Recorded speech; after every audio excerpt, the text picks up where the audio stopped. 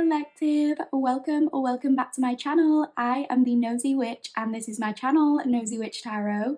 We are about to get started with another reading. This reading is titled, Which Dreams of Yours Are You Close to Manifesting and What is Your Next Cause for Celebration? So hopefully this is going to be another uplifting reading, which I'm very excited to get started on. This reading will be very much focused on the good things that are coming for you. What are your next blessings? What positive things can we expect in the upcoming, not so distant future? So I have got lots of ideas for upcoming readings that I would like to do, and this one in particular has been on my list for a while. It was actually the second most voted for in the poll that I did. Obviously the winner of the poll was last week's reading, but this one was pretty highly voted for too, so I thought that I would do it this week just to give everybody a little bit of what they want, hopefully. I won't make my introduction as long as the last reading. If you did miss that last reading, I just gave a little bit of a life update. I explained where I've been, that I've been dealing with some health issues, so I was just talking about that, and obviously I don't expect you to go back and watch it or anything like that if you're just here for the reading, but just to remind you that I might not be on my A game 100% because I am still recovering, I'm still not 100% well, so please just bear that in mind as we go into the reading. That's just a little disclaimer I wanted to mention, but I won't go into the whole thing again. If you want to hear the story, it's on my last reading. And if you want to hear any channel updates or anything like that, again, that is in the intro of my last reading. But we are about to get started with the pile introductions. Before we do, I just want to talk a little bit about the reading plan and what you can expect from this reading. So as usual, the reading will be split into two sections. We will begin the reading by looking at 4 pre-selected oracle cards from 4 different decks. All the cards I use today will be linked in the description below. Now, you can use the oracle portion of the reading as a little bit of an energy check for you to confirm that you've chosen the right pile. The oracle reading will explore the overarching energy regarding you and your next cause for celebration. You might not resonate with every single detail, but if the overall energy is resonating with you, it is likely a sign that this is your pile. If you're drawn to more than one pile, you are welcome to choose more than one, as there could be multiple messages for you. If you're finding that nothing is resonating in the oracle portion of the reading, it might not be your pile. It's absolutely fine to go back and select a different pile. If nothing is resonating for you right now, this could just be a sign that this is not your reading today. However, I do set the intention that the readings will be timeless, so you are always welcome back at any point in the future when you feel as though certain piles might resonate with your story and your situation more. Towards the end of this portion of the reading, I think we will roll the astro dice just for a little bit of further confirmation regarding which areas of your life could be relevant in terms of this manifestation. After the oracle portion of the reading, we will then move on to the tarot portion of the reading. So for the tarot reading, we are going to go into further detail. We're going into specific detail regarding how you have been feeling in the past versus what's going to be changing for you in the near future. We are going to go into the possible circumstances surrounding this manifestation and give examples of what this could be. We are going to talk about which signs to look out for in terms of when or how or where, and we are going to be offering encouragement so that you can be in the best place to usher in these exciting possibilities. To close the reading, we are going to be getting some advice from the Sacred Self-Care Oracle on how best you can manifest and allow yourself to be in the position to receive your blessings. So as usual, please be aware that not every single detail will resonate for you, and that is okay, it doesn't have to. If a message isn't for you, it's not for you, and that's fine. You don't have to take it. You don't have to accept anything as your story if it just isn't. As I do in every single reading, I just want to thank everyone so much for being here. Thank you for your loving words. Thank you for commenting on my last video. Every single comment does mean the absolute world to me, and I just appreciate it so much. Everyone has been so kind, and I honestly just can't thank you enough. I'm still quite a shy, introverted person, and sometimes I just can't believe that I'm doing this, I'm putting my voice out there on the world of YouTube like this. It is pretty scary, so hearing some really lovely feedback just means so much to me. I can't tell you enough. And with that said, if you haven't liked any of my videos, if you haven't commented, and if you haven't subscribed, please could you consider doing that. It is the absolute best way to support me, and it is absolutely free. I know zero about the algorithm and analytics or anything like that, but I have been looking into my analytics recently just because it's interesting more than anything, and it said that I had over 600 returning viewers, which is really cool. It's cool that people, or at least some people, liked me enough to come back. However, I haven't yet hit 500 subscribers. So if you are one of those returning viewers and you want to continue watching some of this content, could you please do me a massive favour and subscribe if at all possible, so I know that you want to see more of this kind of thing.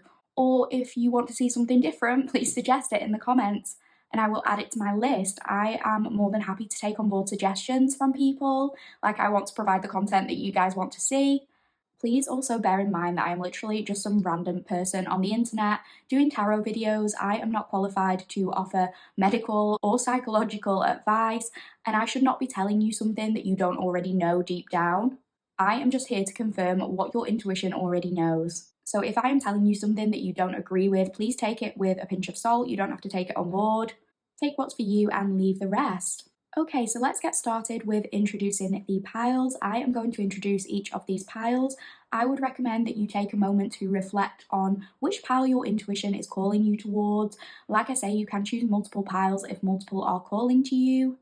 Okay, so over here we have pile 1, the Lunar Lapin Tarot and the Rainbow Sticker. That is pile 1, the Lunar Lapin Tarot and the Rainbow Sticker. Over here we have pile 2, the Weird Cat Tarot and the Controller Sticker. That is pile 2, the Weird Cat Tarot and the Controller Sticker. Over here we have pile 3, the Cute Ghost Tarot and the Shoe Sticker. That is pile 3 with the Cute Ghost Tarot and the Shoe Sticker. And over here we have pile 4, the Lightseers Tarot and the Popcorn Sticker. That is pile 4, the Lightseers Tarot and the Popcorn Sticker. Once you have chosen your pile, please head to the pinned comment or the description box below. There will be timestamps listed there and you can skip straight to your chosen pile. Thank you so much for being here. I really hope you enjoy this reading. Please let me know if you do. And I'll see you at your chosen pile, collective. Hi Pile 1 Collective, welcome to your reading. If you chose Pile 1 and you chose the Lunar Lapin Tarot and you chose the Rainbow Sticker, you are in the correct place. This will be your reading. This reading is all about your upcoming manifestations. What will be your next cause for celebration? This reading is all about new, exciting possibilities and opportunities that are heading your way. Which dreams of yours are you closer to reaching or to manifesting? This reading is going to cover all of that. Hopefully, this should be a very uplifting reading. If you would like further details regarding what this reading will entail, then please check out the introduction. I go through a more thorough reading plan of what we can expect throughout each part of this reading. But if you just want us to get started, we are about to do that. I do just want to thank everyone so much for being here. Thank you for listening. Thank you for liking the video. Thank you for commenting. And thank you to every single one of you who has subscribed. It really does mean the absolute world to me. And I love to hear the lovely feedback from you guys. It really does mean a lot to me. And if you haven't done any of that already, please consider doing that. It is the absolute best way for you to support my channel and show me that you like this style of content. So please consider doing that. Please remember, not every single detail will resonate, and that is okay. You do not have to accept anything as your story. If it's not, take what's for you and leave the rest. Without hesitation, let's get started and have a look at the cards we pulled for you, Pile 1. Okay, so we are going to start with the oracle reading. So let's just pop your sticker and the tarot selection to one side so we can concentrate on your oracle reading. So let's get started. We have got number 21, trust. We have got resurrection, commitment, purification, and devotion. We have got the hare and oak, new opportunities. And we have got number 11, king oyster, substance. Okay, Pal 1, so straight off the bat, something that I'm noticing, if you were somebody who watched my last reading, the last reading that I did on this channel, and you were somebody who picked Pal 4 during that reading, Pal 4 from that reading's energy is coming through in this reading because I am getting a lot of 111, like a lot of new energy.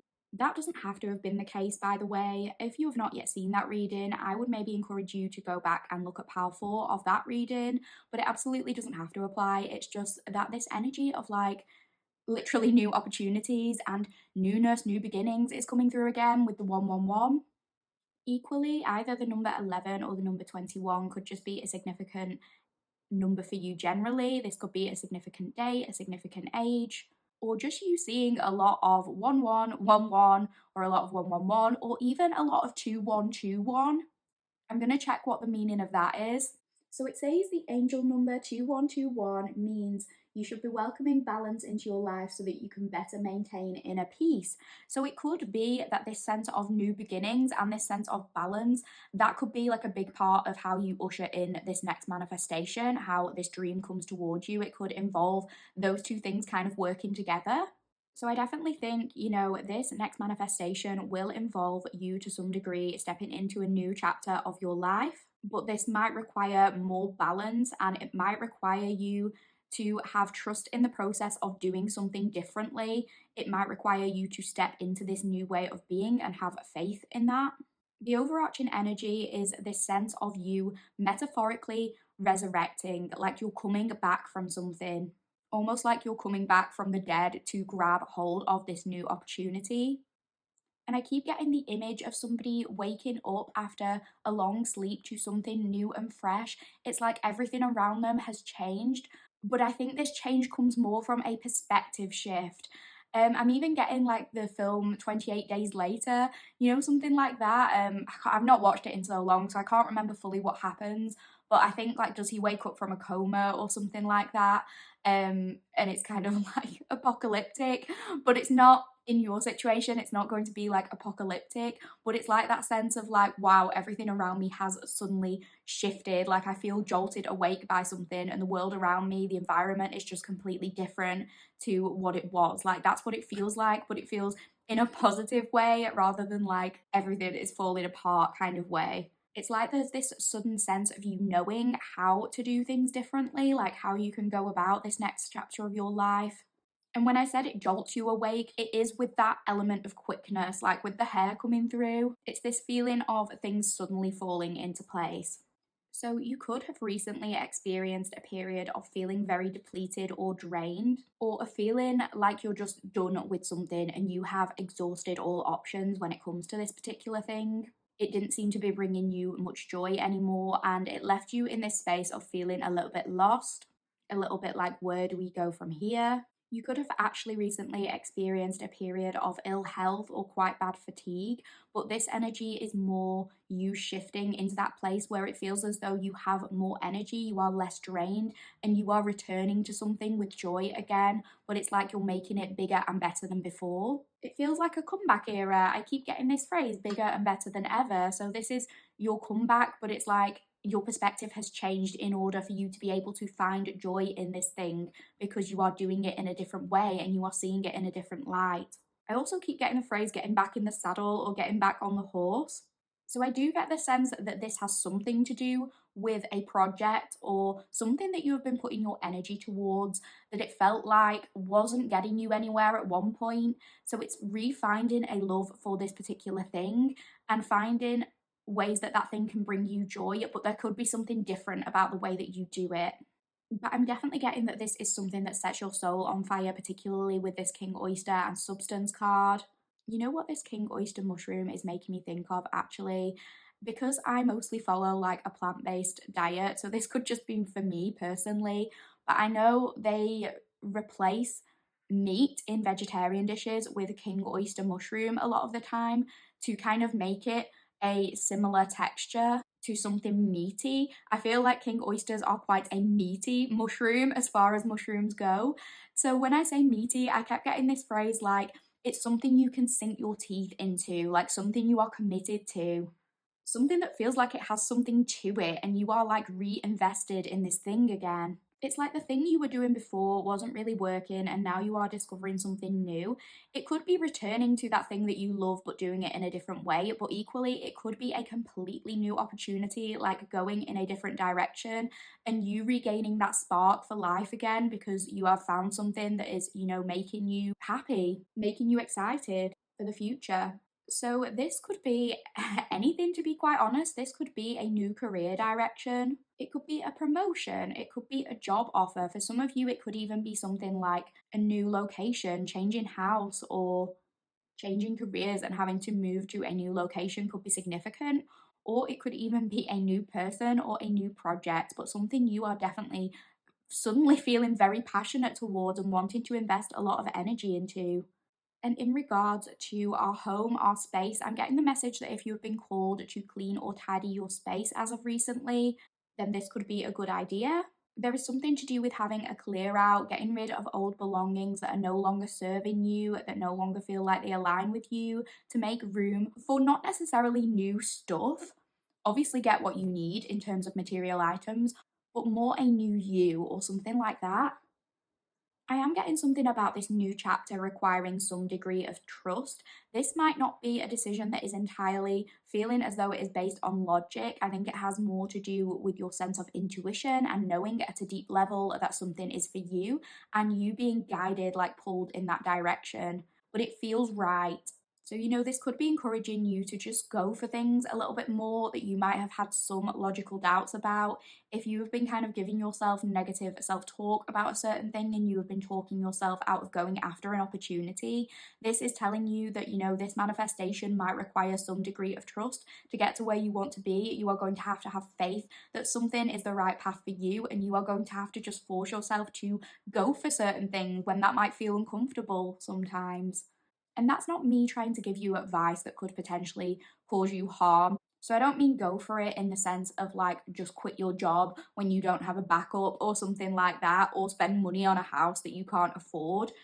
I don't mean like that. I just mean if you have talked yourself out of certain opportunities because you felt like, oh, like, I don't know, for example, if you have seen a job application or something like that, and you have thought, wow, like that sounds really perfect for me. I really think I could do that. And then you've had some moments of self doubt where you've talked yourself out of applying.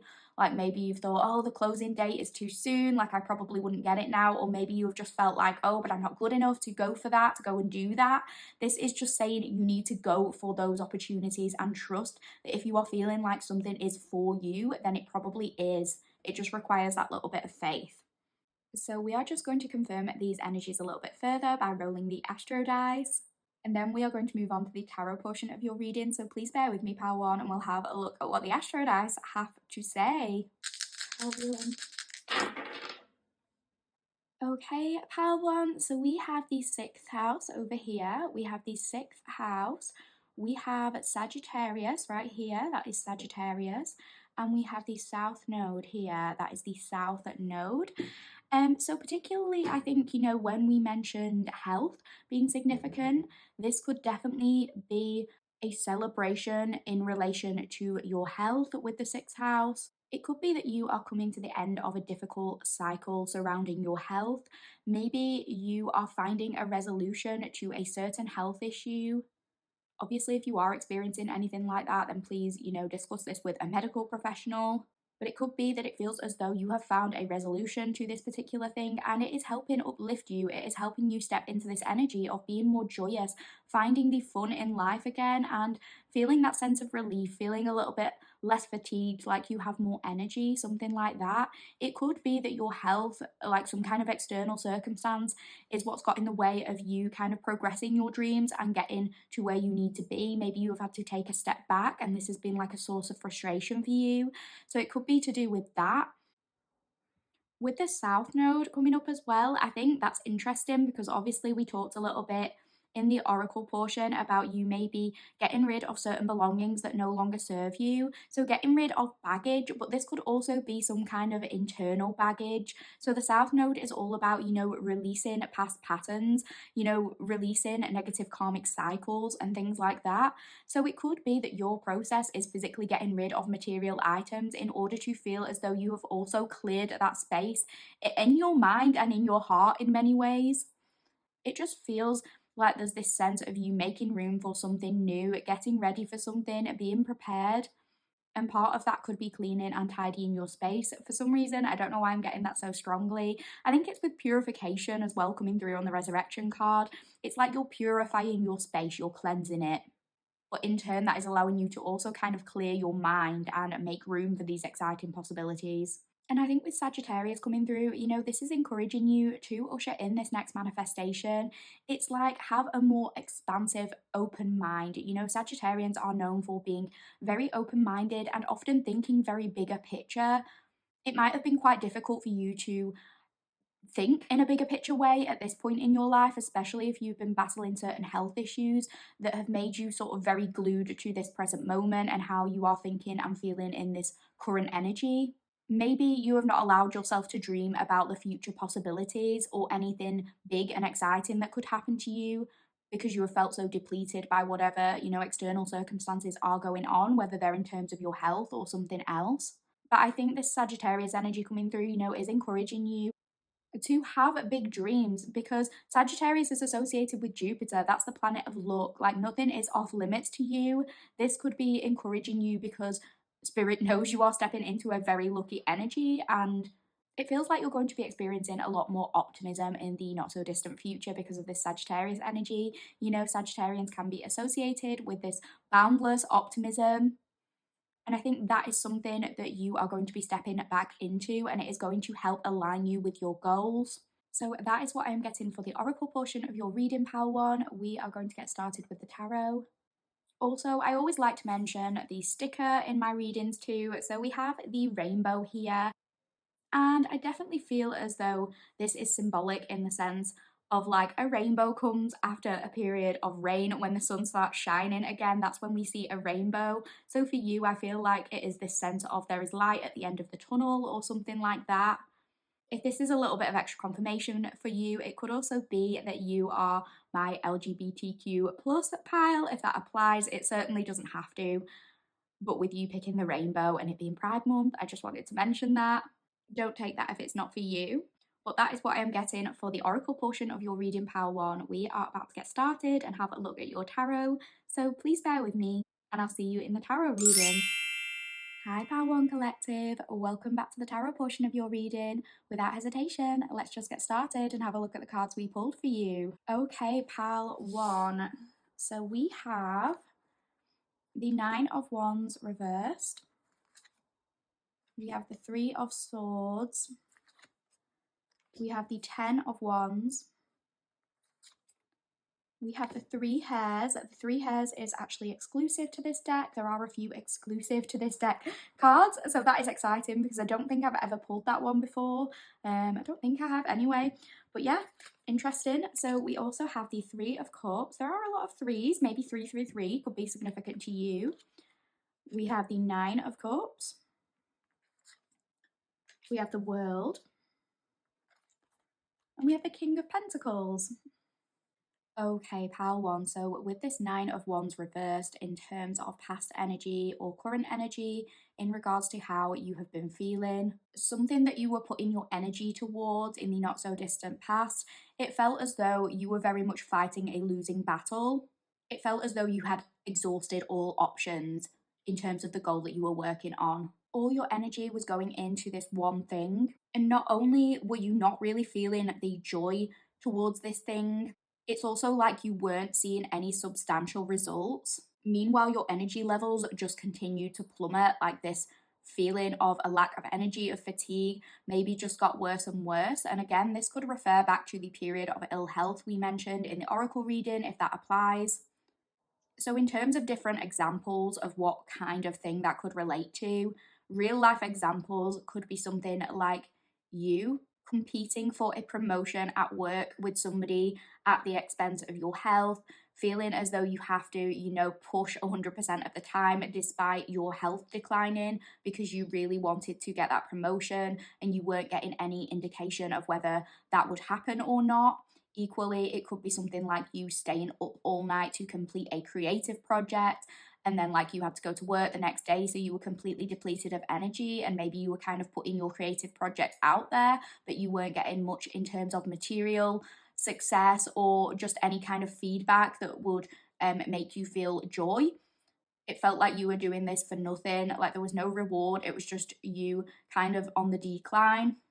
For relationships, it could be something like you consistently putting your all into a person at the expense of your emotional health, like you were getting nothing back from this person, but you continued to try with them. In the sense of house problems or something like that, it could be you continually trying to fix problems within your house, spending a lot of money, but you found that it was just one problem after the next, like you fixed something and another thing would break. It never felt as though you had this sense of balance, like you weren't on an even keel in regards to whatever the situation was. But with the Three of Swords, I'm definitely getting that there was this sense of heartbreak over whatever this thing was, feeling like it had to come to an end, feeling like there's nowhere you could really take it, there's nowhere you could go with it. You were so emotionally attached to this thing for so long that it felt like it could be your only path ever. But the thing that I want to tell you in regards to this Three of Swords, and I know that it might not feel like this, it might still not feel like this Three of Swords is actually allowing you to be free. This is you becoming free, and I know that it might not have felt that way at the time. It might still not feel that way, but it's like you have outgrown something. Something is no longer bringing you happiness. You have done all that you can, but it is just no longer bringing you joy. So, this has allowed you to realize that you need to do things differently. There is no way around that. This has kind of forced you to realize that, to come to that conclusion. And with this Ten of Wands, whatever this thing was that had all of your focus, it's like there was this sense of obsessive commitment towards it. It was something that was making you feel overburdened or like you had way too much on your plate, but it felt as though you just had to keep going with it and see it through to the conclusion. It's like you were laser focused on this one particular thing. You had your sights set on it. And to be honest, I think you lost touch of why you were really doing that thing. You were just in this mindset of whatever it takes to get to the finish line, even if you had lost touch with the reason why you wanted to get to that finish line in the first place. For example, if this was something that at one point made you happy and it was no longer making you happy, it's like you weren't really reflecting on that. You were just kind of pushing forward, going full steam ahead without really realizing that it wasn't making you happy anymore. Because I think that you were convinced that once you met this particular goal, once you reached this milestone, you would feel fulfilled or you would feel successful. But you weren't really thinking too much about the process. You weren't enjoying the process anymore. So with the three hairs, that is interesting because we have got like a lot of threes coming out in this tarot reading. So it is making me think of 333, if that is a significant angel number for you. It doesn't have to be the case. But yeah, other than that, this three hairs, again, it's exclusive to this deck, but it really makes me think of, the archetype of the three stages of like maiden, mother, crone or something like that. It just kind of makes me reflect on the different phases that we go through in our lives and what those phases can teach us. So, this could be in terms of you, going from one phase to another. So, in this particular example, the new phase that you're going into, maybe you have to let something go. You have to find a different way of doing things. And maybe that has been quite difficult for you because, again, with the Three of Swords, it's like you were emotionally attached to this thing. You didn't want to let it go. You had been so laser focused on it. So, maybe it's been a struggle with that. And maybe this next manifestation is you kind of having an awakening and coming to terms with the fact that different stages in our lives can be beautiful, and entering a new era in some way isn't necessarily a bad thing. It could be you learning to embrace whatever this new chapter of your life is. For example, if you have ended a relationship or something like that, there might have been some element of you wanting to sort of cling on due to the fear of having to start again, feeling like it is too late to start again or something like that. There could be some element of you somehow feeling as though you are too old to start again. And it doesn't have to be a relationship. It could be in terms of you feeling as though you are, for example, too old to go back into education or something like that, feeling as though a certain chapter of your life is over when it doesn't necessarily have to be. It's just this sense of you feeling as though you have invested too much to just give up now. So, this could be you coming to terms with the fact that you are not giving up by forcing yourself to do something differently when that first thing isn't working. This could really be in regards to anything. So, it could be, work, a relationship, education, a house. But I'm getting something about fertility. I mean, this could even be in regards to physical fertility, but it does not have to be. But I'm getting something about the ground being fertile. But you have to plant the seed, you have to water it.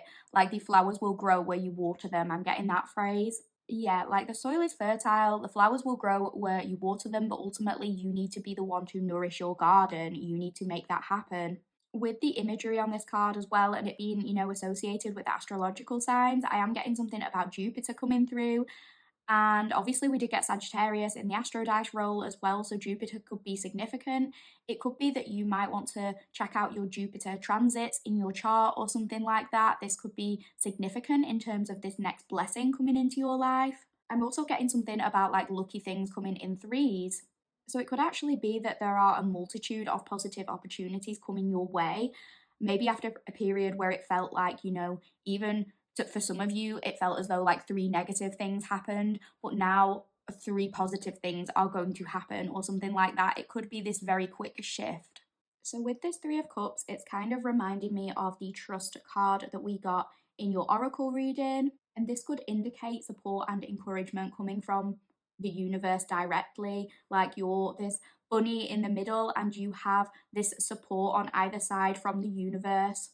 If you are still feeling depleted or like things won't get better or anything like that, this could be telling you that better things are to come. This could be gentle encouragement that a new opportunity is literally like just round the corner. I'm getting the phrase just round the corner. So I'm getting something about sisterhood coming through as well with this Three of Cups. So this could be indicating that you might be interacting with certain people who can help guide you and help give you support in terms of this next manifestation. This could be an actual collaboration in terms of a creative project, but equally, this could just be indicating that your friends and family, the people close to you, could be stepping up, even your actual sisters, if you have siblings or anything like that. But it doesn't have to be, but the people close to you in your life are stepping up, maybe to give you that physical or emotional support to help you out in your life a little bit, to help get you where you need to be. If this is in relation to growing a social media presence or anything like that, this could be a collaboration in terms of that. It could be that new opportunities come in the form of collaborations with other people helping you and trying to give you a boost. For some of you, this opportunity could even present itself at a social event where people are drinking, people are letting loose, people are having fun. People are celebrating something, they're having a good time. You might usually be an introvert, but this card could actually be encouraging you to usher in your manifestations by attending certain celebrations, because this could be where you have a kind of awakening about something, you gain some kind of knowledge, maybe through who you interact with, through who you socialize with, some new knowledge is gained. Or for some reason, this event or the people you're around, it just puts you on the right path of being able to do things differently. Maybe somebody just giving you an idea for something that you can do going forward, and you being like, wow, like I never thought of that. Yes, maybe I could try it this way or XYZ. So, this could actually be encouraging you to go out and have some fun, especially if that is something that has been lacking in your life recently. I think this is indicating that these manifestations might even just arise from you taking a chance and trusting and doing something that doesn't normally feel like you. This could even be an event that you feel obligated to go to, like maybe you only go to it because you feel like you have to. This could be like a wedding or a christening or something like that, a birthday party. It could even be that you reach a certain goal and then a celebration is organized for you from supportive people in your life. It could even be your birthday soon or something like that, and people are making a toast to you. Especially with the Nine of Cups being linked to victory as well, and we will talk about that a little more in just a moment. But yeah, I'm really getting the sense that for whatever reason, at this social event or this social obligation, whatever you want to call it, it's like you might meet somebody important. Don't just discount it, don't dismiss it, because you could meet somebody important. And even if it's not, somebody who changes your life in a dramatic way, it doesn't necessarily have to be that. But it's just like something at this social event somehow sparks a new idea. I mean, it could be that you are meeting somebody for a potential relationship if that is something that you are interested in, but it doesn't necessarily have to be. It could just be somebody mentioning an opportunity that they know about, mentioning that to you and recommending it for you. And this could be something that helps on your journey. But with this Nine of Cups, I'm definitely getting this sense that victory is coming, like victory is on its way in terms of whatever this new opportunity is. And just going back to the oracle again, it's like you're doing things differently. You've discovered this new way of doing things, but it is bringing you so much happiness and so much more fulfillment than what the previous thing did. So this could be in terms of monetary success. It could be you getting the job you want or getting a promotion or something like that. And with that, it brings like more financial stability, more cause for celebration. Like this celebration could literally be, people celebrating you getting a job, people being really happy for you, and you being really happy to be on this journey. Equally, if it's in terms of a relationship or something like that, this could be you feeling fulfilled and victorious in the sense that you are finally in a relationship that feels more safe than what you've experienced previously. If you have your own business or anything like that, this could be a business opportunity in the sense that you are doing something that allows your business to grow. You might find a new way of promoting your business that allows it to shine, that brings a lot of opportunity, that brings a lot of new clientele, and this is very exciting for you. It could even be you finding the perfect location if you are thinking about a house move and if you've been unable to find the perfect location to, start a family in, if that's something that you want to do. It could be you discovering the perfect house, the actual perfect location, finding something that is just right for you, just suitable for you. And it's like it's giving you that spark of joy again. But yeah, it's something that makes you feel as though you can support yourself and your family. And if that is something that has been a worry for you materially or anything like that, this victory is something to do with you feeling as though, like, I can finally do that.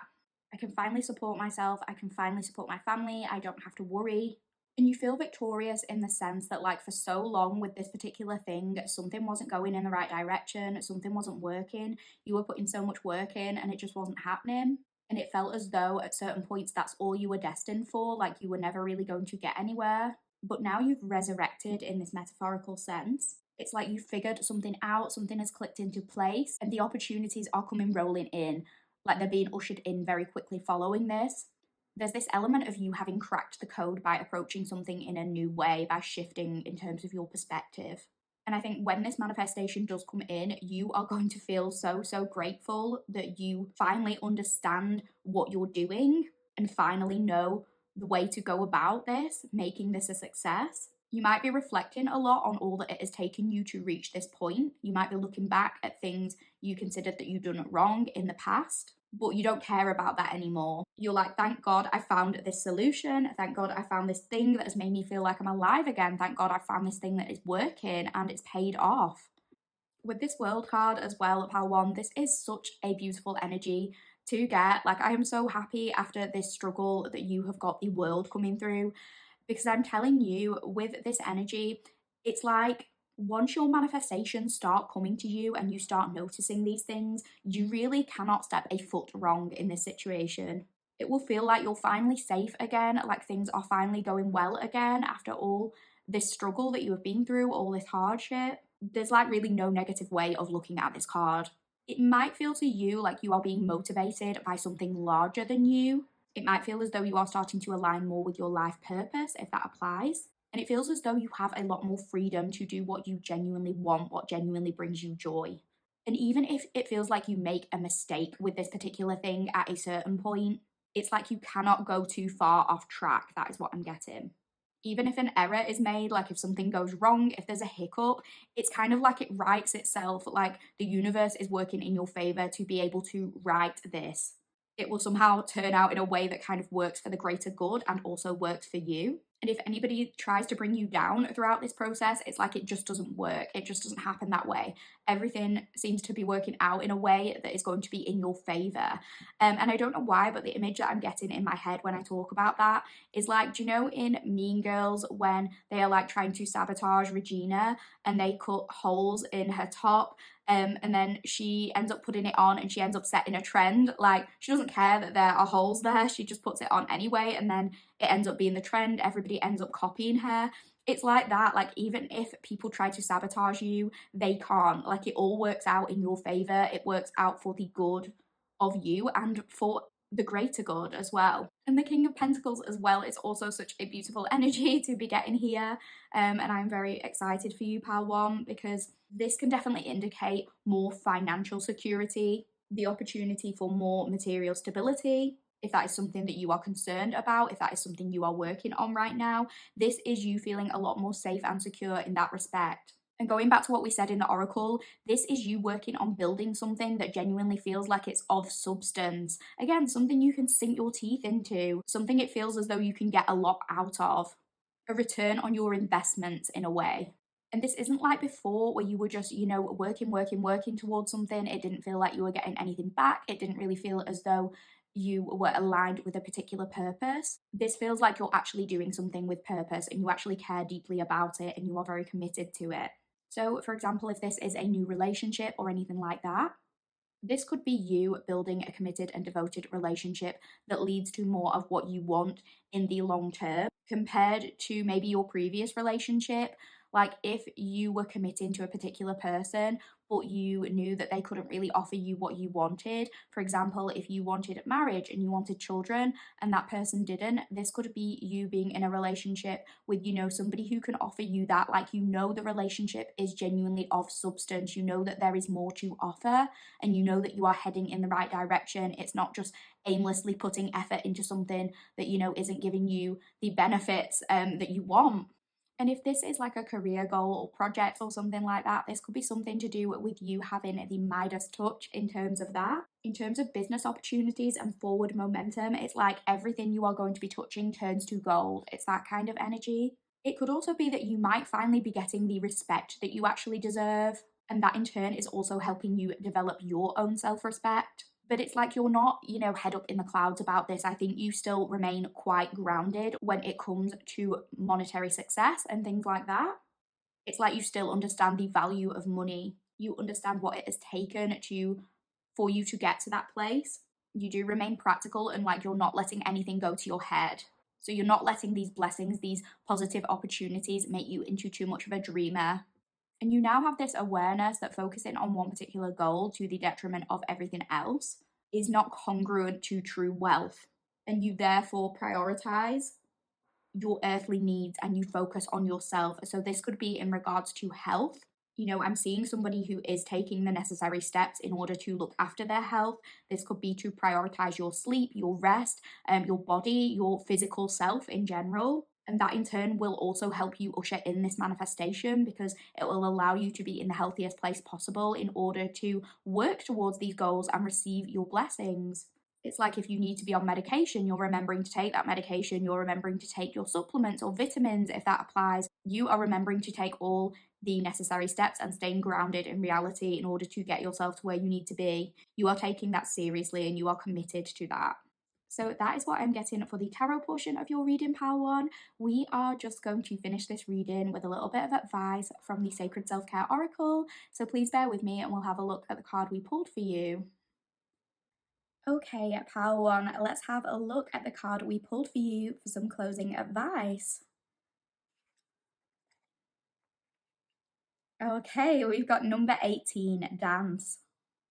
So a kind of metaphor, I suppose, that I'm getting through for this. It's definitely this sense of you learning to dance with life again. But what I'm getting is that perhaps you need to incorporate some new choreography in terms of your steps. It might have felt as though in the past, this one particular dance routine, these moves, these steps, it was all you ever knew, and you just felt like you had to do that every single time. Maybe this is something that has brought you a certain degree of success in the past, and that has made you think, like, well, right, I have to stick with these particular set of dance moves. That's what's worked for me before. But you found that it was no longer working, and it's like you had to force yourself to learn a new routine. And this new routine allows new opportunities to flow your way. And it's like you don't have to know every single move just yet to be considered a good dancer. You just have to listen to the music. So I'm getting listen to the music, and I'm feeling like that is saying, like, listen to your intuition. I'm getting this message that, it is okay to switch things up. We don't dance the same at every single concert we go to. We would probably dance different at an R&B concert than we would dance at a metal concert. And both of those ways of dancing are okay. It's okay to show up in this different energy and have a different perspective on things and shift things, change things up for the better. Again, I'm also getting this sense that this manifestation might start coming in for you when you are feeling more carefree, when you are letting loose, when you are having fun, even when you are dancing, if that applies. If you are able to dance, this closing advice could be encouraging you to dance. So it's bringing me back to maybe some of this being to do with a social event. Maybe you not declining social events because this could lead to some kind of opportunity or idea for you. I don't know why, but I'm getting the lyrics to Dancing Queen in my head. And I know the lyrics to that say only 17, not 18, but I'm getting something about you feeling replenished or feeling younger again.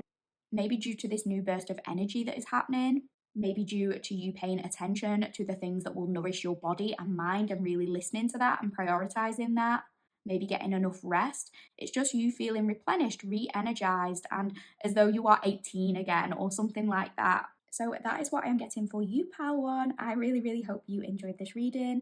If you did enjoy the reading, please like the video, please comment, and please subscribe. That would mean the absolute world to me, and I would appreciate it so, so much. Thank you for being here, Pal One, and I'll see you in the next one. Hi Pal 2 Collective, welcome to your reading. If you chose Pal 2 and the Weird Cat Tarot and the controller sticker, this will be your reading. This reading is all about your upcoming manifestations. What are you next manifesting in terms of your dreams, in terms of your goals, your desires? What are the next set of positive opportunities heading your way? This reading is going to cover all of that.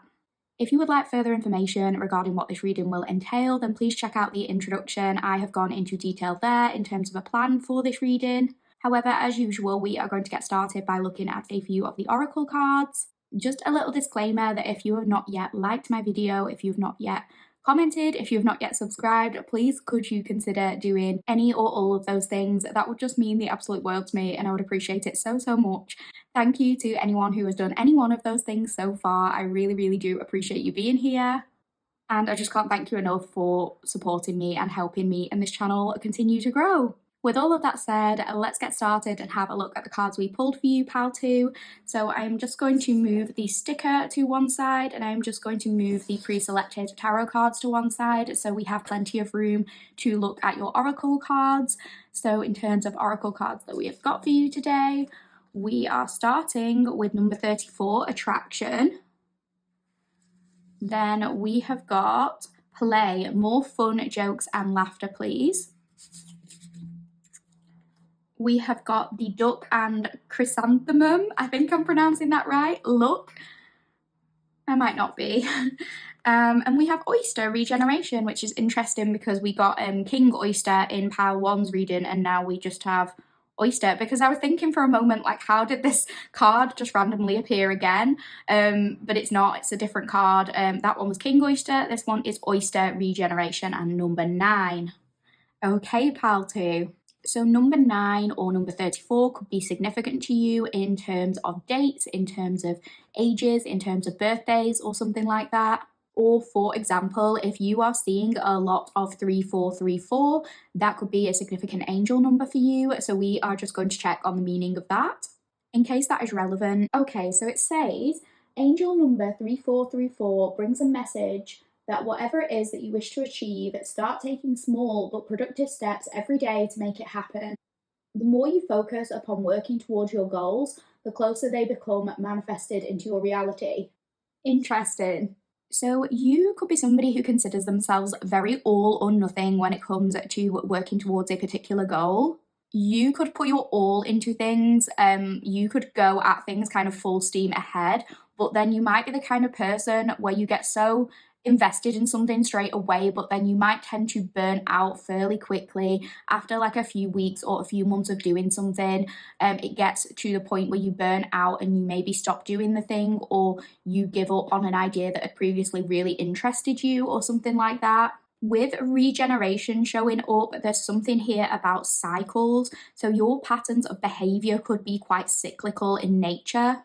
You could be the kind of person where at certain times you have bursts of more pronounced energy. And when you get in that kind of state, it allows you to put a lot of that energy into one particular thing. But you might also be the kind of person that struggles to remain consistent when that energy kind of fades away, like when you can no longer utilize it to the full capacity. You might be somebody who also gets frustrated when progress is slow moving, like when you can't see immediate results or something like that.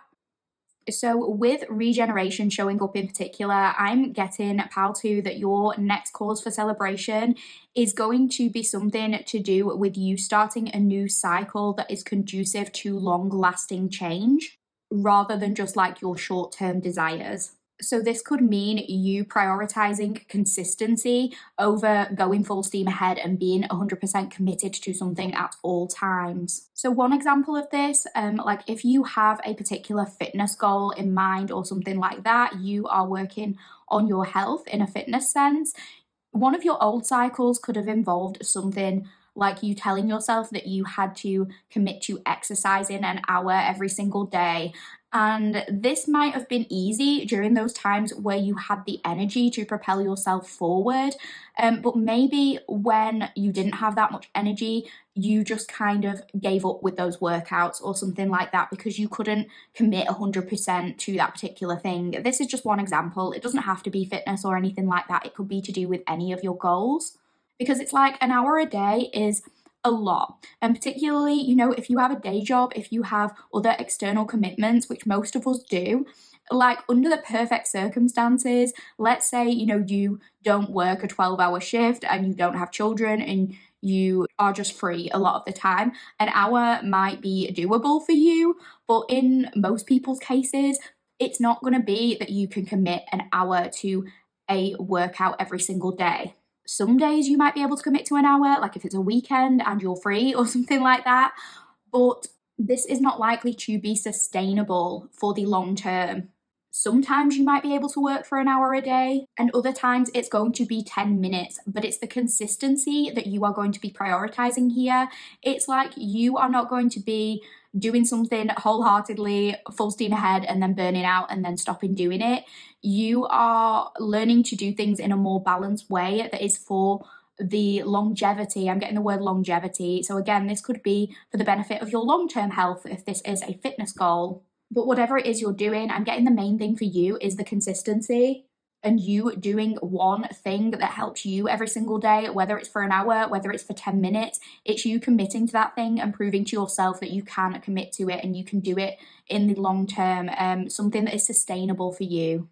And this is you kind of developing your self-trust as well, because if you have previously seen yourself as a person who, like you've told yourself, oh, I can't commit to this and, I give up on everything or something like that, that is not a very kind thing to tell yourself. So it's like you're changing the cycles that have made you believe that that kind of thing is true. You're developing your sense of self-trust by learning that you can commit to things. And that in turn will allow your confidence to grow, and then there will be an increase in these new opportunities heading your way. For some of you, this could be about you ending a negative cycle in terms of a relationship with another person. It could be you ending a cycle of trauma. And this could be you developing your sense of self-trust and confidence by telling yourself that you are no longer willing to tolerate behaviors from certain people. And it is you, therefore, showing yourself that you can be independent and self-sufficient and that you can go and do things your own way and you don't have to rely on another person. And it's trusting yourself that you won't go back to a certain relationship if it wasn't good for you. For some of you, if you experience periods, this could be something to do with you learning how to utilize the hormone fluctuations throughout your menstrual cycle. Learning about your menstrual cycle generally could be very important for you in terms of this manifestation. I know that sounds quite strange, but it could really, really be helpful for you, is what I'm getting. Even just something like observing your energy levels throughout different times of the month could be crucial. Observing your bodily needs throughout different points of your cycle could be very important. And it could help you reach certain goals, because understanding your body at a deeper level like that, it allows you to sort of have more understanding for yourself during the times where you might have lower energy. It could show you that there is a reason why you have lower energy at certain times, and at other times you have a lot of energy. Like, for example, if you feel that you are more energetic and more get up and go during ovulation or something like that, you might be able to push harder then. And equally, if you need more rest when you are experiencing PMS, it could be about prioritizing that rest so that you don't get burnt out. Some of you could have even dealt with an undiagnosed mood disorder related to your cycle or something like that. Obviously, I'm not a health professional. I'm just saying, potentially something that you already know, like you already have a feeling about this. You should obviously get anything like that investigated by a health professional. But some of you could have in the past dealt with PMDD, or you could still be dealing with something like that. For others of you, it could even be a mood disorder, like something that's cyclical in nature. So it could be bipolar disorder or something like that. Something where you have episodes of elation and then lower episodes. I mean, obviously, to some degree, this is a normal part of the human experience. It is normal to experience emotional fluctuations, but it could be that you are somebody, even if you don't have, this as a diagnosis, or even if you don't suspect that you do have this as a diagnosis, it could be that you experience it more severely than the average person, and it really takes a toll on you and what you are able to do, the capacity that you are able to show up in the world. With this play card coming through, there is this focus on you potentially being able to manifest more successfully when you are able to loosen up and have fun and just enjoy yourself. It could be that you have actually been in like a little bit of a more serious energy than usual recently. It could be that you've really been seriously focusing on your goals and considering what you want from your life. Maybe this is due to external pressure and just general life situations that you are dealing with right now, but there does need to be some balance brought to this situation. So I think this is encouraging you to like not forget the fun stuff that you like to do. Don't be afraid to make time for your hobbies. Don't forget to actively make time for the fun stuff. Make time for your hobbies when you can. It is also okay to go out and socialize every now and again if that is something you want to do. It is not going to like throw you off track or ruin your progress if that is something you are worried about. This could very much be the case, like if you are focusing on some health goals and you are very like all or nothing usually, this could be like you declining social engagements because there is going to be like food and drink accessible, and that is something that you are concerned about. But I think you need to remind yourself, if that is the case, that what you are doing, these health goals, you need to learn how you can find balance between maintaining your health goals but also having a social life, because you can't say no to social events forever. Well, you can, like you can if you want to, and if you are introverted, maybe you do want to, but if you want to see your friends but you also want your health goals, you need to find that balance. Like, it is okay to say yes sometimes, and it is okay to have treats and to have fun, because one treat or one event isn't going to throw you off track. Like, the idea is commitment and consistency. It's not being like 100%, I can never go out and I can never have fun or I can never drink or eat. It's not like that, because that isn't sustainable for anyone. So if you feel like there's been a lot of pressure on you recently to do things a certain way, like I say, don't forget to loosen up and have fun. That is very much needed, particularly you are somebody who needs that right now. With you choosing the controller as well, we'll just talk a little bit about the sticker you picked. It could be that gaming is significant for you. Maybe gaming is a hobby you are getting into or getting back into again. Maybe this is something that allows you to kind of zone out and take your mind away from those external pressures and the other things going on in your life. So maybe buy yourself a new game, get really stuck into a new game or something like that, something that allows you to just clear your mind a little bit. Gaming could be almost like your form of meditation in a way. Maybe you could play like a cozy game that just allows you to, like we say, just zone out.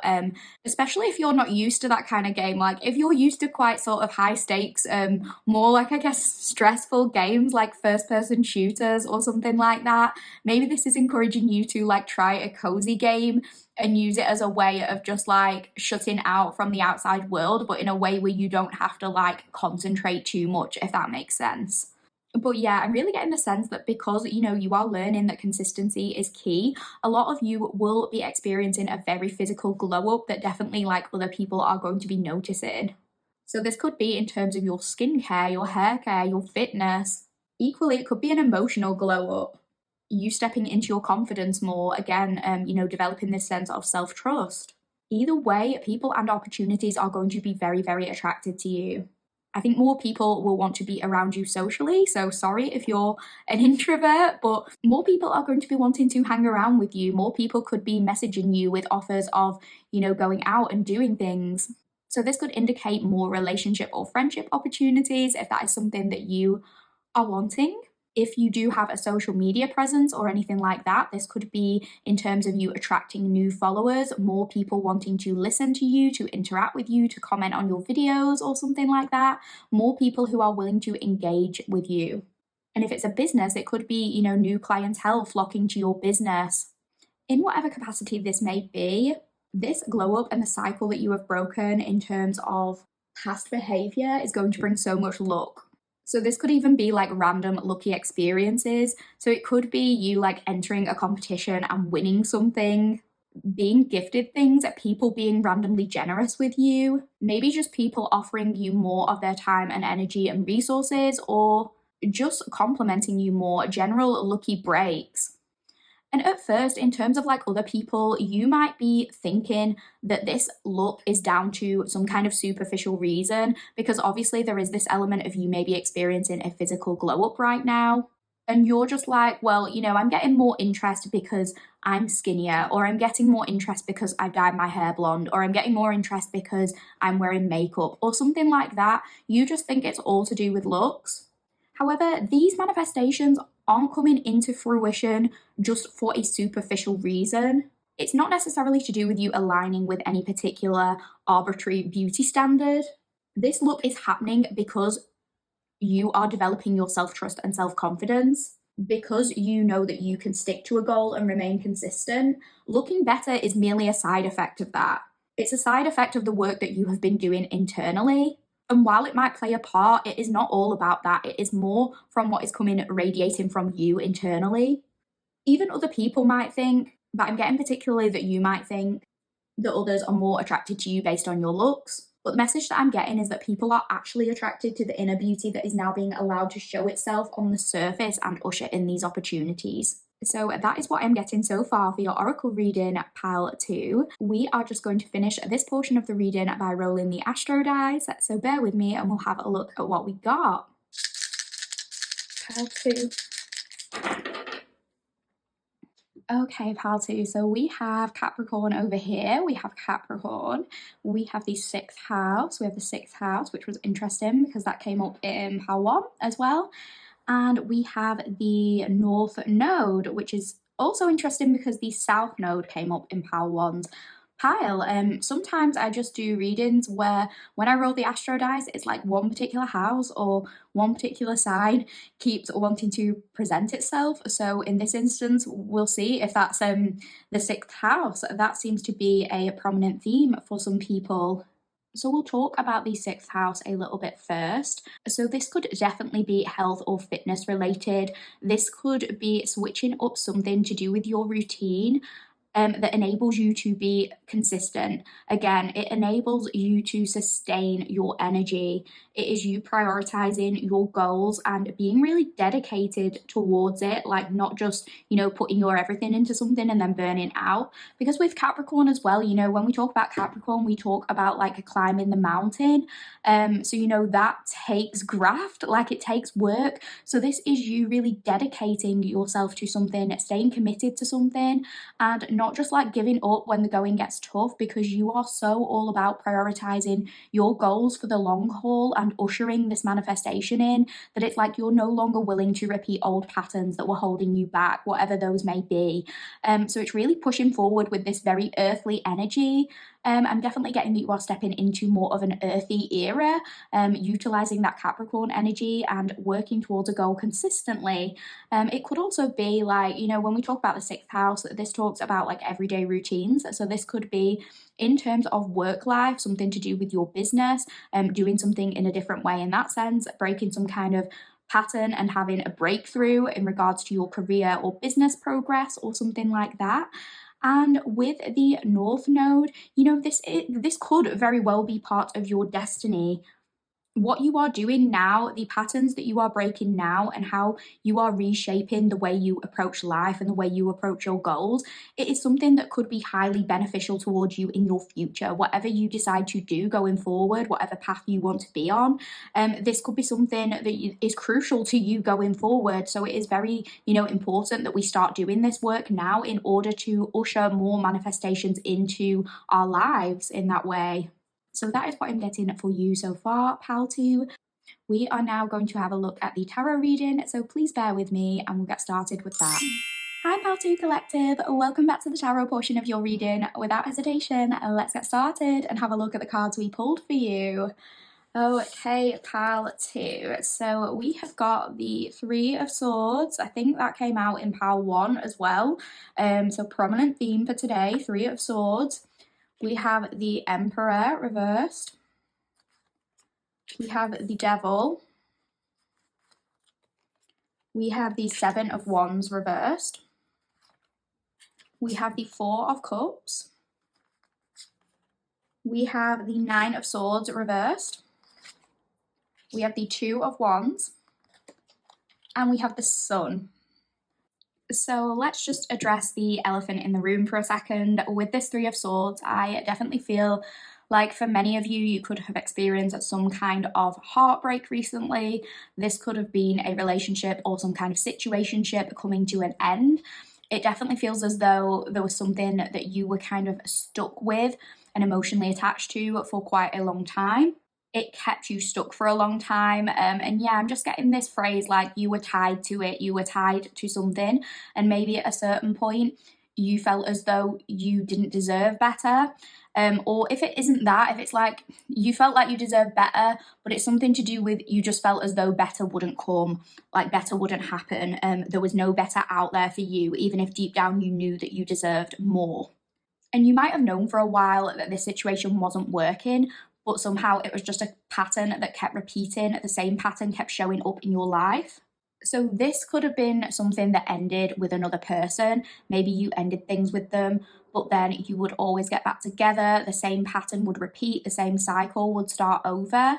Like you kept getting back with this person, or you kept talking to them or giving them a chance multiple times. And in the end, it always kind of felt like a mistake, but somehow you and them would always lead back to one another or something like that. I'm getting that you gave a lot of chances to this person or this thing, but ultimately every time you did, it felt like you were repeating the same mistake. And that in turn kind of led you to lose a lot of trust in yourself. To those of you where this does not relate to another person, because it certainly doesn't have to, this could be in terms of you recognizing a pattern of your own behavior that was actually harmful to you. It was a behavior that you kept returning to because somehow it offered emotional comfort, even if deep down you knew it wasn't good for you. For some of you, and a little bit of a trigger warning here for body image issues, disordered eating and things like that. For some of you, this could very well be to do with your body image. Some of you could have struggled with disordered eating in the past, or you have struggled with patterns of binging and restricting or something like that. Some kind of addictive behavior that has felt at one point like it offered emotional comfort, but it never left you feeling any better in the long term or something like that. So with this Emperor reversed, and I'll give, both examples to those of you where it applies to another person, but also to those of you where, it applies to a pattern in yourself. And for some of you, it could be both things. Like you could have recently been in a relationship or had a heartbreak, but you could also be dealing with these personal issues within yourself. Like both could be true, or just one or the other. So take whichever one resonates. So with this Emperor reversed, if this is relating to another person, it could have been that you were in some kind of relationship or situationship with somebody who has a degree in gaslighting and emotional manipulation. Like, I'm just going to say it. That's the only way that it's coming through. And I just feel the need to be quite blunt about that. So this is somebody who always, twisted the narrative when it came to conflicts and things like that. They always found a way to turn things back on you. It could be somebody where you always argued with this person about really petty things, and it was incredibly draining. This is the kind of person who would refuse to compromise on anything, and this would cause you a lot of distress. Like, this is the kind of person who would rather just burn everything to the ground than just apologize. They would always avoid apologizing if it was possible. They would always, that's why they would try to manipulate the narrative and change it so that everything was always your fault. It's so they could escape this process of apology. And I think that was just so draining for you. This was a person who always liked to place the blame on you when they could. If this is another person, I'm definitely getting a very entitled vibe, like somebody whose mom or dad, like somebody's parental figure, just never said no to them, because I'm getting this energy of them being like a petulant child, very emotionally stunted. lacks a lot of self-awareness, but nevertheless, this was somebody who you gave chances to because you saw some potential in them that clearly I am not seeing right now. But there must have been something nice about them now too.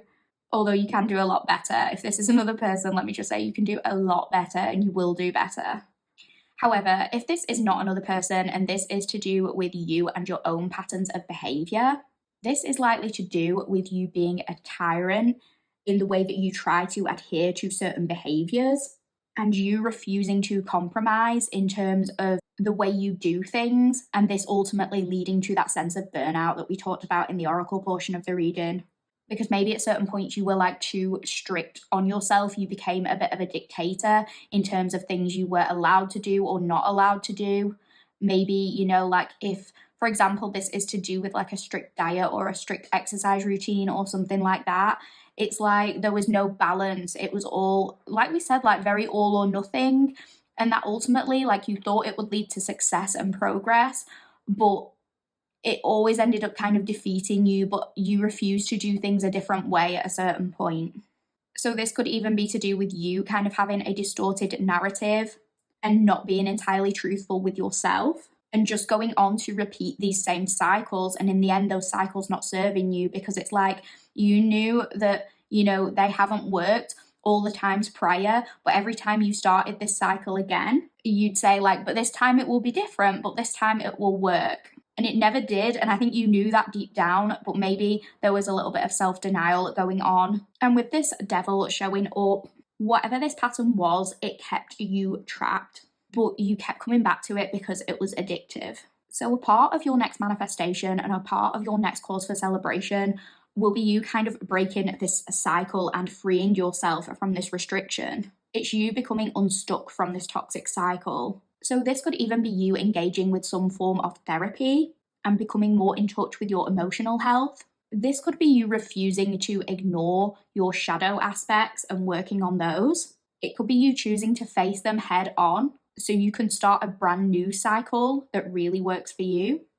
It could be you addressing why certain cycles in your life keep on repeating, why things are a repeating pattern for you, really delving deep into why that is occurring. And that can be either in terms of relationships or in terms of your own behavior or both, if that applies.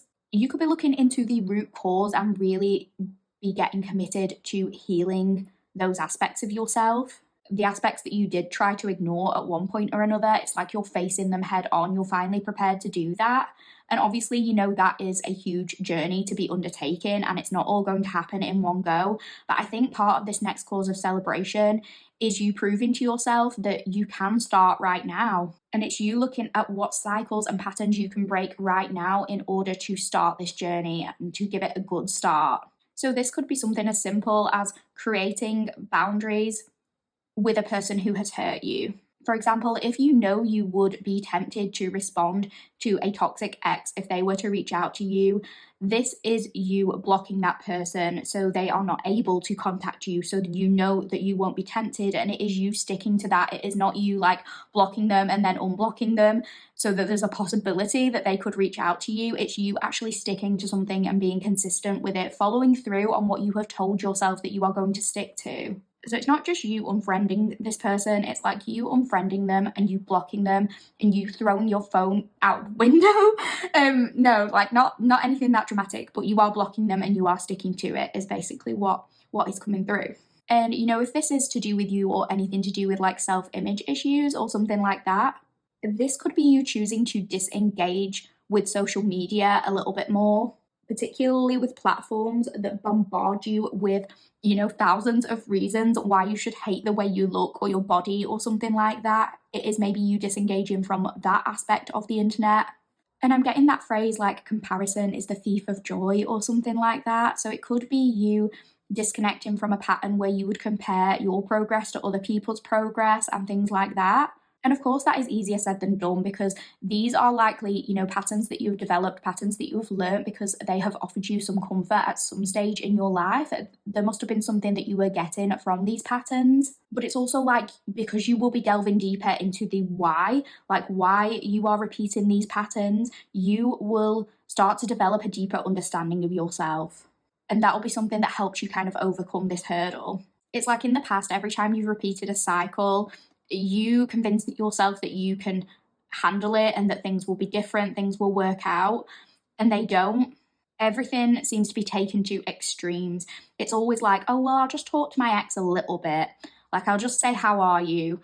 Or I'll just reply to this one message. And then you end up having a full conversation with them and then getting back with them or something like that. Or, you know, if it's to do with diets, extreme diets or something like that, it's always like, oh, well, I'll just track my calories a little bit. But then, you know, it gets taken to extremes, and then it gets to a place where it is no longer helpful to you. It becomes quite hurtful. And those are the things that you are wanting to look at breaking and shutting out for good. And you are really going to be unpacking the layers of why those things, or why it's felt like those things have served you in the past. So again, that's going to create this sort of deeper understanding of yourself. I'm getting it's time to do things differently to break that kind of addiction.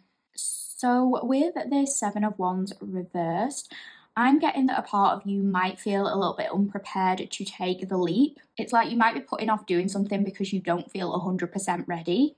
You might have been telling yourself, for example, like, oh, I know I need to do this, but I'll do this on Monday. Like, you could be putting it off in that kind of way. I think you've been ready to break this pattern for a long time. But again, there's this element of like, well, I'll do XYZ on Monday, and then Monday never comes. It's that kind of energy. But one thing that I'm getting is that when you break a certain pattern, that is when you will be ready to usher in these manifestations, because you're going to be showing up and doing something so differently to anything that you've done in the past. And I'm getting that it might take time and patience, but if you start doing this work now, I feel that luck is on your side. And you might actually end up sort of vaulting over the heads of people who felt as though they could outdo you, like people who you felt as though were making more progress than you. If you are able to truly break this cycle and usher in these manifestations, you have the potential to sort of leap over their heads in many ways. And as you develop this sense of self-trust, you will also be curating more of a positive mental attitude. And even at the point where you are on this journey and everything that you will manifest hasn't manifested yet and is yet to come into fruition, you will already have started to feel like a winner, just in terms of being able to remain consistent to yourself and just in terms of being able to develop that self-trust. That in itself begins to attract more of these opportunities to you. With this 4 of Cups, there definitely could have been times where you said to yourself, like, you know, this is just who I am. You kind of internalize these patterns of behavior as this is who I am and this is who I always will be. Like, this is just my personality. You could have felt like you'd be stuck in this energy forever, but it's like this newfound sense of confidence and self-trust that you are going to have will allow you to start dreaming bigger. It will allow you to start imagining a life for yourself that you once didn't think would be possible, you once didn't think would be accessible to you. It's like the things you are starting to do now are going to be leading you to bigger and better things in the future. And the good things aren't just a fantasy. They don't just have to stay in your head. It's no longer you stagnating, but instead saying, well, you know, I've achieved this. What's next? And it's fully believing that you can go on to that next thing and that there is a next for you out there. With the 9 of Swords reversed, your next cause for celebration will be you fully overcoming an emotionally challenging period. You might have recently had to get some help with mental health struggles or something like that, but I'm really getting this sense of light at the end of the tunnel. If that is something you are experiencing and you have not yet got help from a medical professional, this could be encouraging you to do that to help get you started on that journey. But this renewed faith and optimism that you are going to have is going to set you off on the right trajectory to go after some of these opportunities. In the past, it feels as though your self-doubt has led you to, you underestimating yourself. You might have placed limits on what you can truly achieve. You might have had lower standards for yourself than what you should have done, either in terms of relationships or just in terms of, your potential, what you could achieve. And a message that I'm getting is that I really, really don't want you to feel unworthy if you have ever struggled with your mental health or anything like that. Or if you have struggled with these past behaviours that felt safe and comforting at the time but are no longer serving you, do not feel unworthy because of that. You did what you had to do with the resources you had at the time. But even thinking about changing those things is an absolutely huge step and something that you should be very proud of, pal 2.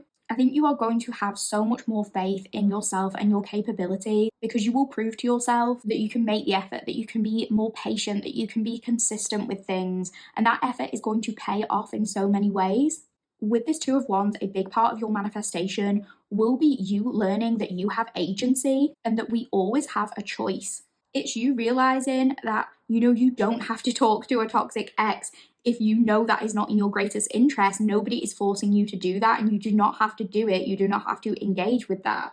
It's you realizing that you are able to step into your Emperor upright energy and exercise control over those things that you are actually able to control. It's you realizing that you might not have always made the best choices at the time, but you can always make new choices. Those older choices don't necessarily have to define us for the rest of our lives. It's you learning to take charge of your own life and developing a sense of confidence in your own decision making. And that in turn will make these opportunities flow to you more readily. I know there has been some emotionally difficult things that we have spoken about in this pile 2, but I just want to say that the sun is such an amazing and beautiful energy for you to have gotten in this reading, and I am so happy for you that it has come through, because one big message that I'm getting with this sun coming through is it's all coming up, pile 2. That's what keeps coming into my head. It's all coming up, pile 2. And I'm getting something about golden opportunities, the things you are doing now will lead to golden opportunities in your future. And similarly to how pile 1 got the world, and there are really no negative messages with the world coming through when it comes to this style of reading, when it comes to manifestations and blessings, I'm getting that same energy with the sun. There is nothing negative that I could say about the sun coming through here. It is only good, beautiful, positive, light things. I'm getting something saying do not feel unprepared because this is your time to shine. Do not doubt that. I'm getting something about the sun rising and the sun shining down on you specifically. I'm also getting something about you being able to manifest most successfully when you start to abandon aspects of cultural conditioning that are keeping you small, and when you start to spread your light authentically. It's you will manifest best when you trust yourself and you don't allow other people's narratives to decide who you are and what you should be and what you should do. Don't let other people's narratives become a part of your identity. That is important for you, pal 2. This could also be encouraging you to put yourself out there in whatever way that applies to you, because this is definitely a time that you could be attracting a lot of success, business opportunities, growth, a lot of positive attention, and a lot of that positive attention will be happening because of the work that you have done and that you will continue to do in this upcoming future. So that is what I'm getting for the tarot portion of your reading, pal 2. We are just going to finish this reading off with a little bit of closing advice from the Sacred Self-Care Oracle. So please bear with me and we'll have a look at the card we pulled for you. Okay, pal 2, so let's have a little look at your closing advice. We have got a number 13, connect with the earth. I feel like this card really ties in so nicely with what we were saying, because just the way this lady stands out, the way she shines, the way she is so colourful and bright, and she's not necessarily fitting in with the scenery behind her. I definitely think that is part of the energy that you are going to be stepping into, and that is going to be what's helping you usher in this next manifestation. With this being the number 13, 13 could have been a significant age for you. This could be encouraging you to put yourself in the position of 13-year-old you. So for example, what did you learn or what was projected onto you at that age that you have internalized about yourself and that in turn could have contributed towards some of these negative patterns of behavior, if that applies? And how can you work to unlearn that conditioning? So something significant about being 13, being around that age, being a teenager isn't easy, and especially when a lot of us, we grew up when the internet was evolving and we were probably looking at a lot of things that we shouldn't have been looking at, and we don't really know how that might have interfered with our child or teenage brains. Our brains were still developing and we were consuming all these things. I don't know why that's a message that's coming through, but particularly I guess I'm thinking of body image and things like that, or corn, is that what people have to call it on YouTube? If any of you were on Cornhub or something like that when you shouldn't have been, that kind of thing. we don't really know what that might have done to us. But equally, this could be like in terms of repeating a pattern, a relationship that was learned even in earlier childhood, like repeating a parental relationship. If you didn't have the most healthy representation of what a loving relationship should be like, this could be a pattern that was kind of developed then based on what you were exposed to growing up. Something to do with that, definitely something to do with looking back at our childhoods, looking back at our teenage years, reflecting on that, really understanding where these inclinations towards these certain patterns of behavior might have come from, but also understanding that we have the power to change those things. We don't have to remain in that prison forever. Another message that I'm getting, which is actually kind of funny, and I mean this in the most, like the nicest, kindest, and most respectful way possible, because this is definitely something that I need to take on board as well.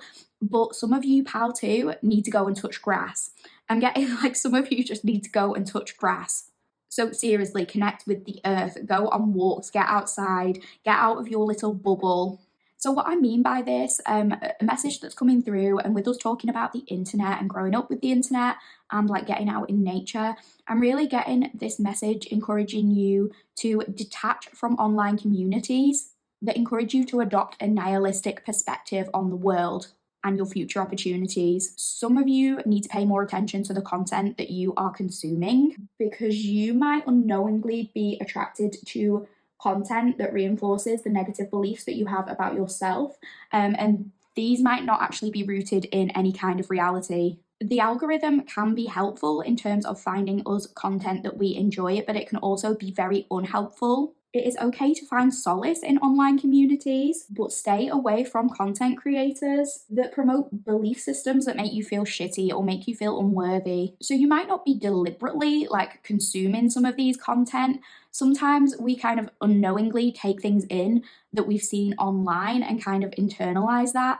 So this could even be in terms of things that you are just kind of scrolling past or viewing casually. Maybe you just need to be more deliberate in that sense. And one example that keeps like popping into my head, and I don't know why, I think it's because like just when I'm reading certain comments like on Instagram reels and things like that, and I'm just sort of laughing at people's comments, something I often see is like if any woman ever, for example, posts something about being over the age of 30 and being happy and being single or not having children yet or something like that. And I'm not talking about the creators who like shit on women who do things differently. I'm talking about women who just stay in their own lane. They are just happy being 30 plus, being single, not having children, and that is their life. That is what they enjoy. If you look at like all the comments under any one of those videos, you will without a doubt see a ton of misogynistic comments from both men and women. Like it isn't just men, but particularly a lot of men tend to get very annoyed about these women in particular posting that they're happy being single. I don't know why, but you will see a lot of these comments telling this woman how it is all downhill from 30. Nobody will want her after 30. Women are ugly old hags after 30. No man will want them. They are barren. They cannot have children anymore. They do not have any value. All of like this nonsense essentially. And the reason I'm talking about this is because it is so prevalent on online fields. Like I see these comments all the time. Like I think no matter what a woman does, she could literally just be existing, and there is always like some kind of comment like this under a video of a woman doing anything. I think that's why I'm saying it, because it's so common. Like you see these kinds of comments all the time, for no particular reason.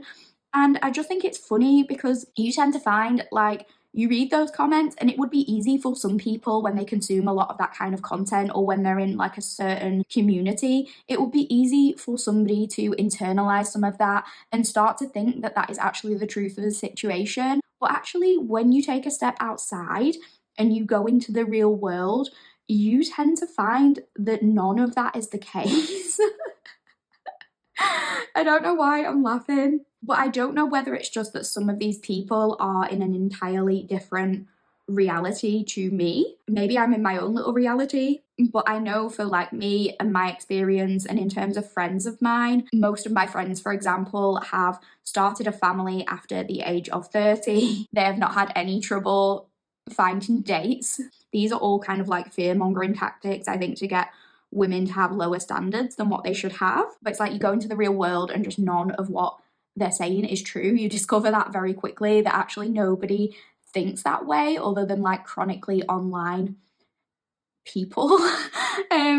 Yeah, so that is one message. I don't know why that specific example came through. It doesn't have to be that example, but just that kind of thing. If certain things are making you believe a certain thing that might not necessarily be true, then maybe take a step back from some of those online communities that are making you believe something that is not rooted in reality at all. So this could be encouraging you to take some time off, spend some time with your friends, your family, your loved ones, actual real world people. It could be encouraging you to go on more walks, to breathe some fresh air, talk to plants, become a tree hugger. It might do you some good. And if you're working on your fitness or health goals or anything like that, if that is a prevalent theme for you, going outside could be helpful to you to reach those goals. It could be that you decide, rather than doing like cardio, for example, you might just go on longer walks, and that could be something that could be really good for you and your health and your fitness and your heart. It could just be that longer walks work better for you than cardio sessions, and that is what you are doing differently, for example. So that is what I'm getting for you, pal too. I really, really hope you enjoyed this reading. If you did enjoy the reading, please like the video, please comment, and please subscribe. Thank you for being here, and I'll see you in the next one. Hi, Pal 3 Collective. Welcome to your reading.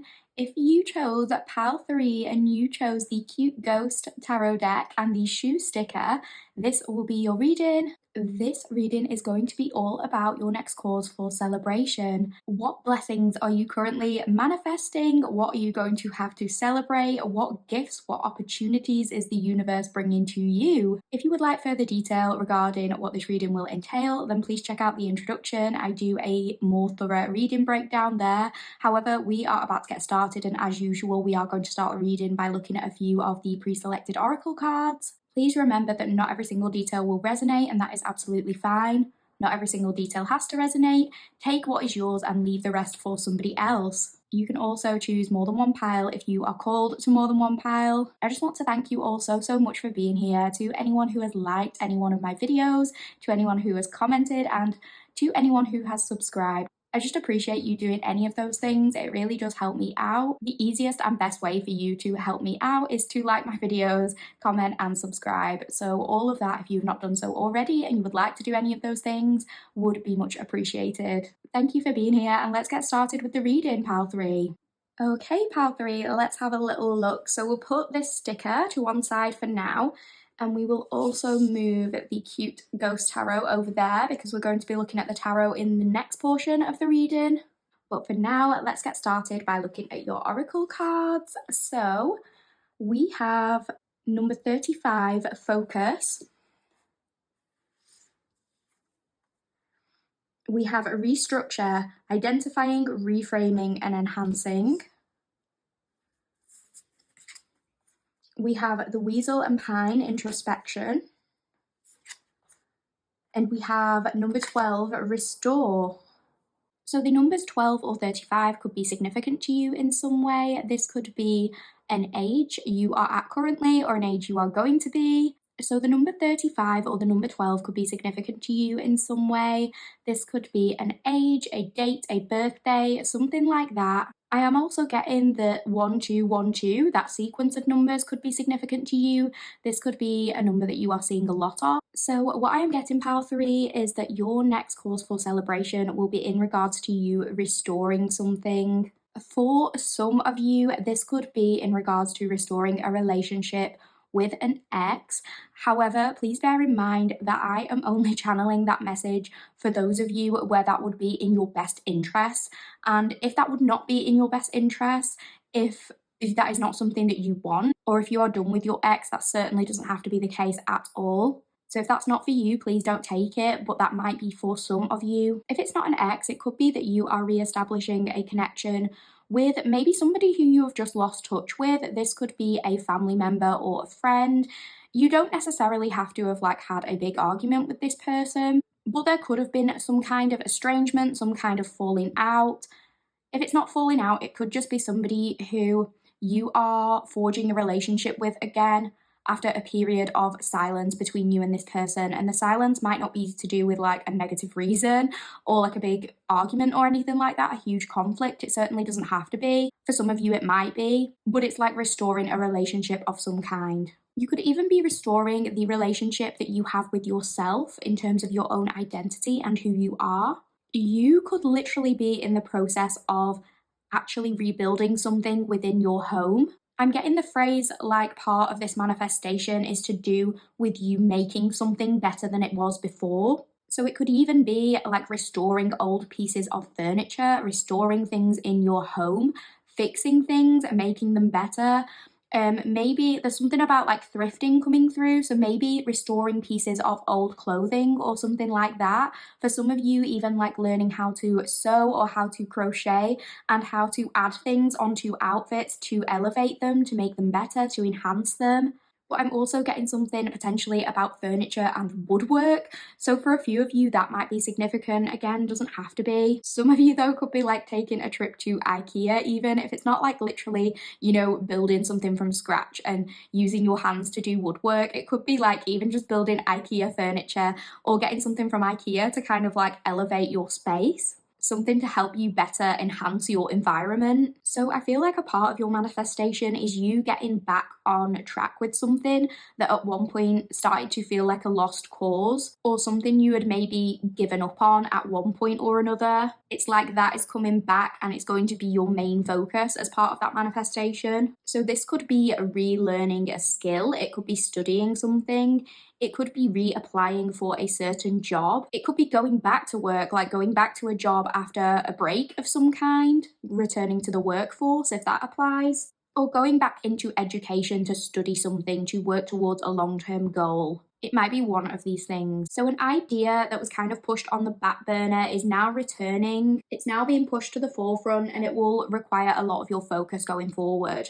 It might have felt like there was something that kind of distracted you from your goal recently, and you are kind of determined to restore that thing and get back on track with it and really put a lot of energy towards that, a lot of forward momentum into that one thing. Also, let's just look at the sticker for just a second because I like to briefly mention the sticker when I look at each pile. So with you choosing this shoe, I'm definitely noticing like the untied laces, those are standing out to me. So it feels as though you are somebody, I'm getting this sense of you having like a non-conforming streak. Maybe you have a little bit of a rebellious nature at times. You could have a real independent streak and a desire to sort of go your own way or like do things differently. And a part of this next cause for celebration and a part of your purpose even could be to do with you restoring this sense of identity and, independence, if you feel as though that is something that's kind of been lost in this process of like external pressures, shall we say. And when I'm looking at that sticker, I keep hearing the phrase walk a mile in my shoes.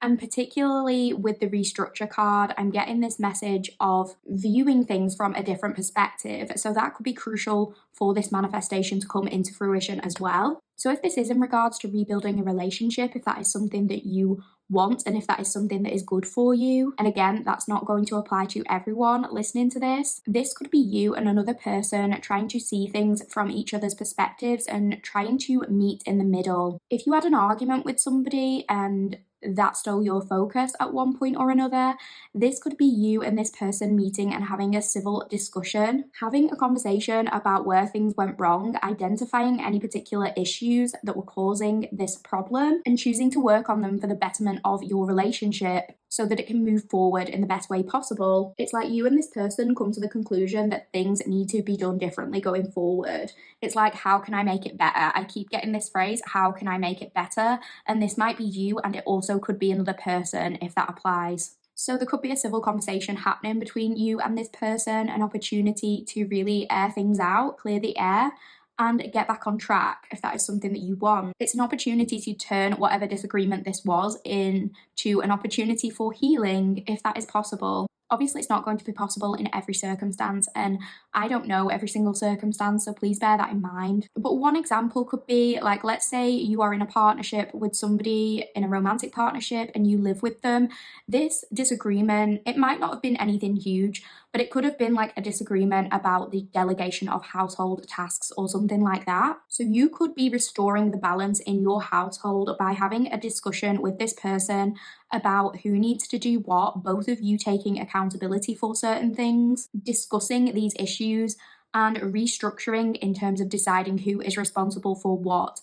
And not only that, but both of you coming to a place of understanding, like both of you breaking down the things you do now versus what you want it to be like going forward, and really seeing things from each other's perspective. And this in turn might actually allow you to focus on the things that you need to focus on more. So, if the household tasks in this specific example have become burdensome to you, if they are overwhelming because it feels like you have too much on your plate and you need to delegate some of this responsibility to somebody else, it could be that this person taking your suggestions, your ideas on board, and taking accountability, taking responsibility for the things that they need to do, it frees up more time for you to focus on this other goal that you want to focus on and you want to put energy towards. But on the other hand, for those of you where like this is not another person involved and this is just you, this could be in terms of an internal battle with yourself. This could be about you identifying a particular issue, a specific thing that is causing you issues when it comes to, you know, kind of reaching your milestones, and you changing that thing to allow for more positive opportunities to flow to you. Again, it's like you are learning how to do something better by doing something differently. So as a sort of real life example, I always like to give those, and please bear in mind you don't have to take the examples literally. I just like to offer them so it kind of puts my words into like a real life format rather than it just being a kind of metaphorical thing. But this could be you like literally moving things around in terms of your own schedule, in terms of your routine. So it could be changing your work day, altering your routine, adjusting things in your diary, or even changing something about your location in certain instances. For maybe one or two of you, this could even be in regards to an actual like big house move and feeling like your space has been enhanced massively because of this. Or it could just mean enhancing the space you currently have. So this could be like optimizing your storage space or your desk layout, or just investing in items that increase your focus and make your environment an environment that allows you to be more productive and focus on the things that you need to focus on. So for many of you, in terms of when your manifestation might happen after a period of introspection and after a period of being alone. You might actually have to come away from a situation for a while in order for you to be able to fully process that situation and be in the place to receive when the time comes. You might need to be quite patient with yourself and allow yourself time to fully reflect on the events that have gone down so that you are able to view things from a more objective perspective rather than like an emotionally heightened state. For some of you, and particularly, you know, if somebody is trying to jump back into your life and you're not ready for that, for some of you, I'm getting that certain people might be trying to kind of weasel their way back into your life when you are not quite ready for that. So this could be encouraging you to remain firm with your boundaries and make sure that you do get that time for introspection, that time spent by yourself, in order to fully process everything and reflect on what has happened so you can come to the best decision for you in terms of how to go forward with this person or with this situation. You need to allow yourself the necessary space to heal and really look after yourself before you sort of jump into anything if you're not sure if that's in your best interests. So that is what I'm getting for you for the oracle portion of your reading, pile 3. We are just going to roll the astro dice, so please bear with me and we'll see what we get. Pile 3. Okay, pile 3, so we have got Sagittarius. I feel like that came out in pile 1 as well. So again, pile 1 could be significant to you in some way. We have Sagittarius, we have the 3rd house, and we have the moon. So we have the moon, 3rd house, and Sagittarius. So definitely pile 3, I do feel as though, you know, this next cause for celebration, it has a lot to do with communication because the 3rd house is all about communication. So this could be, you know, talking about how you need that time and space in order for you to think about what you want to say and how you want to take action in this situation, particularly if this is about another person. So this could be you kind of adjusting your way of delivering a message to be more aligned with productivity in terms of this discussion that you have with another person. So where there was once conflict, it's like you learning to be more objective and communicate in a style that allows for that to take place. It's like you and somebody else taking the time to listen to each other and work on conflict resolution rather than things just escalating. And I think that is why it's so important that you need to take this time away to really process your feelings and, be objective about it when you come back to this person and you want to have a discussion with them. This Sagittarius could be indicating that you are stepping more into your Sagittarian energy in terms of delivering an honest message. So Sagittarians, can sometimes be brutally honest. So this could be the time for you to step up and tell some brutal, honest truths to those who need to hear them. This could mean standing up for yourself more, asserting yourself more. It could be like taking a risk and just saying what needs to be said to try and restore this relationship with somebody. For some of you, it could even be a case of like admitting feelings if feelings haven't been admitted. Like if this was some kind of situationship, let's say, and nobody wanted to be vulnerable and kind of make the first move. Because with moon coming through, it's like there could be hidden emotions here. So it could be both of you, being vulnerable and honest about how you actually feel. And that in turn allows for this conversation to take place. It allows for communication to flow. It allows you both to be kind of brutally honest with each other, but with the intention of salvaging the relationship, and not only salvaging it, but actually restoring it and even making it better, enhancing it as well, taking it to a deeper level. Because the moon is associated with sort of internal feelings, again, that's making me feel as though you need to prioritize this time by yourself in order to process everything. Take some time alone for introspection, talk things through with yourself before you go straight to this conversation with another person, if that applies. For some of you, siblings could be relevant because I think the third house is associated with siblings as well. Doesn't have to be the case. That is just a little bit of extra confirmation for somebody. That is what I'm getting for you for the oracle portion of your reading, Pal 3. We are now going to move along to the tarot, so please bear with me and we'll see which cards we pulled for you. Hi Pal 3 Collective, and welcome back to the tarot portion of your reading. Without hesitation, let's get started and have a look at the cards we pulled for you. Okay, Pal 3, so we have got the Nine of Blades. We've got Justice in reverse. We've got the Six of Blades in reverse. We've got the Knight of Sticks. We've got the Lovers. We've got the Queen of Blades. We've got the Page of Sticks. And we have Fate, which is the Wheel of Fortune. Okay, so definitely with this Nine of Blades, I feel like this could be to do with a conflict. You might have been in a conflict with another person or a conflict with yourself. It feels like there was a lot of ego and pride wrapped up in this particular conflict. It's like somebody was desperate to win, but in the end, both parties felt as though they had lost. It didn't feel as though anybody had won anything. This could even be in regards to a situationship that kind of went on the back burner because nobody was willing to admit true feelings, nobody was willing to be vulnerable or open up. If this was more of an official romantic relationship, a partnership of some kind, this conflict could have left you feeling abandoned. It might have left you feeling to some degree like you'd lost that sense of protection or safety. So if you do want to reunite with this person, this next manifestation could be to do with that. But if you don't, this could be in relation to you restoring that sense of your own independence and feeling free again after spending a lot of time worrying about the outcome of this particular situation. You could have spent a great deal of time going inward and looking into your own feelings, which needed to be done. You could have spent a lot of time kind of grieving or being upset, crying over this even. For some of you, it's like somebody could have literally left or moved out and that left you worried about your sense even of like material stability or something like that. But I think it was both an emotional and potentially a material thing.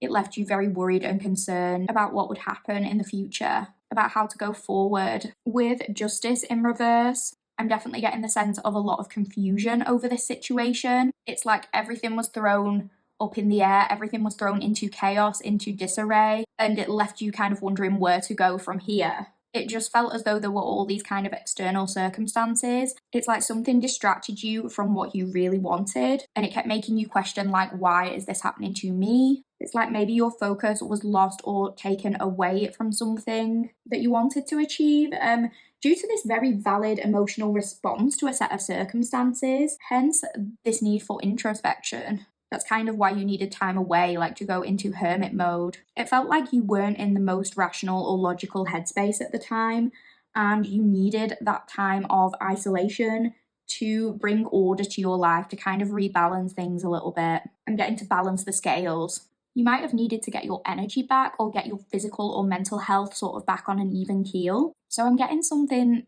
like now you are being encouraged to observe and to listen carefully because something will be revealed to do with this manifestation. And the need for listening and for observation, it's kind of being repeated. I think the message here is like now is not the time to jump straight back into something, and now is not the time to bite back or to try and immediately sort of clarify or re-clarify your version of events in relation to whatever this situation is. This time is not for that. This time is to observe. It's something to do with observing and listening. Because I'm getting that, sometimes it's easy to become defensive about certain situations, especially when it doesn't feel like they are just. It doesn't feel as though justice has been brought to this situation. But becoming defensive might just deplete more of your energy when what you want to be doing is actively working on restoring this. I'm getting like something about this situation has kind of been hidden from you. And I don't even feel as though I'm getting the full picture, but it's like it's being hidden from you by a higher power for a particular reason. It's like there's something you can't know yet, but it's like when these manifestations start coming in, which we will talk a little bit more about, but when they start coming in, I'm getting that more will be revealed to you. You will start to understand this more and more and why things had to happen the way they did. Like maybe something has happened so something better can be brought into your life so that things can be elevated for you so they can start to get better. So with this Six of Swords in reverse, again, I'm getting this message of like maybe at the time, you didn't feel as though you could deal with this situation very logically. You were in a place of severe emotional wounding in this particular situation. So it felt as though you could only really deal with it in a more reactive way. And it might be that, this period of isolation that allowed you to sort of moderate your emotions a little bit more. Definitely, I keep getting like a part of this manifestation is about you looking at things more objectively. So, for example, this could be looking at a situation, and it's not like you're just saying, oh, I've had time to think about it and I've gotten over it, but it could be that you understand that that situation went down in a particular way for a reason. So perhaps this is you understanding and seeing things from a more clear perspective and really understanding that maybe you could have gone about things differently, or maybe this other person could have gone about things differently. If it involves another person, maybe this is you and this other person sitting down and both admitting that to one another.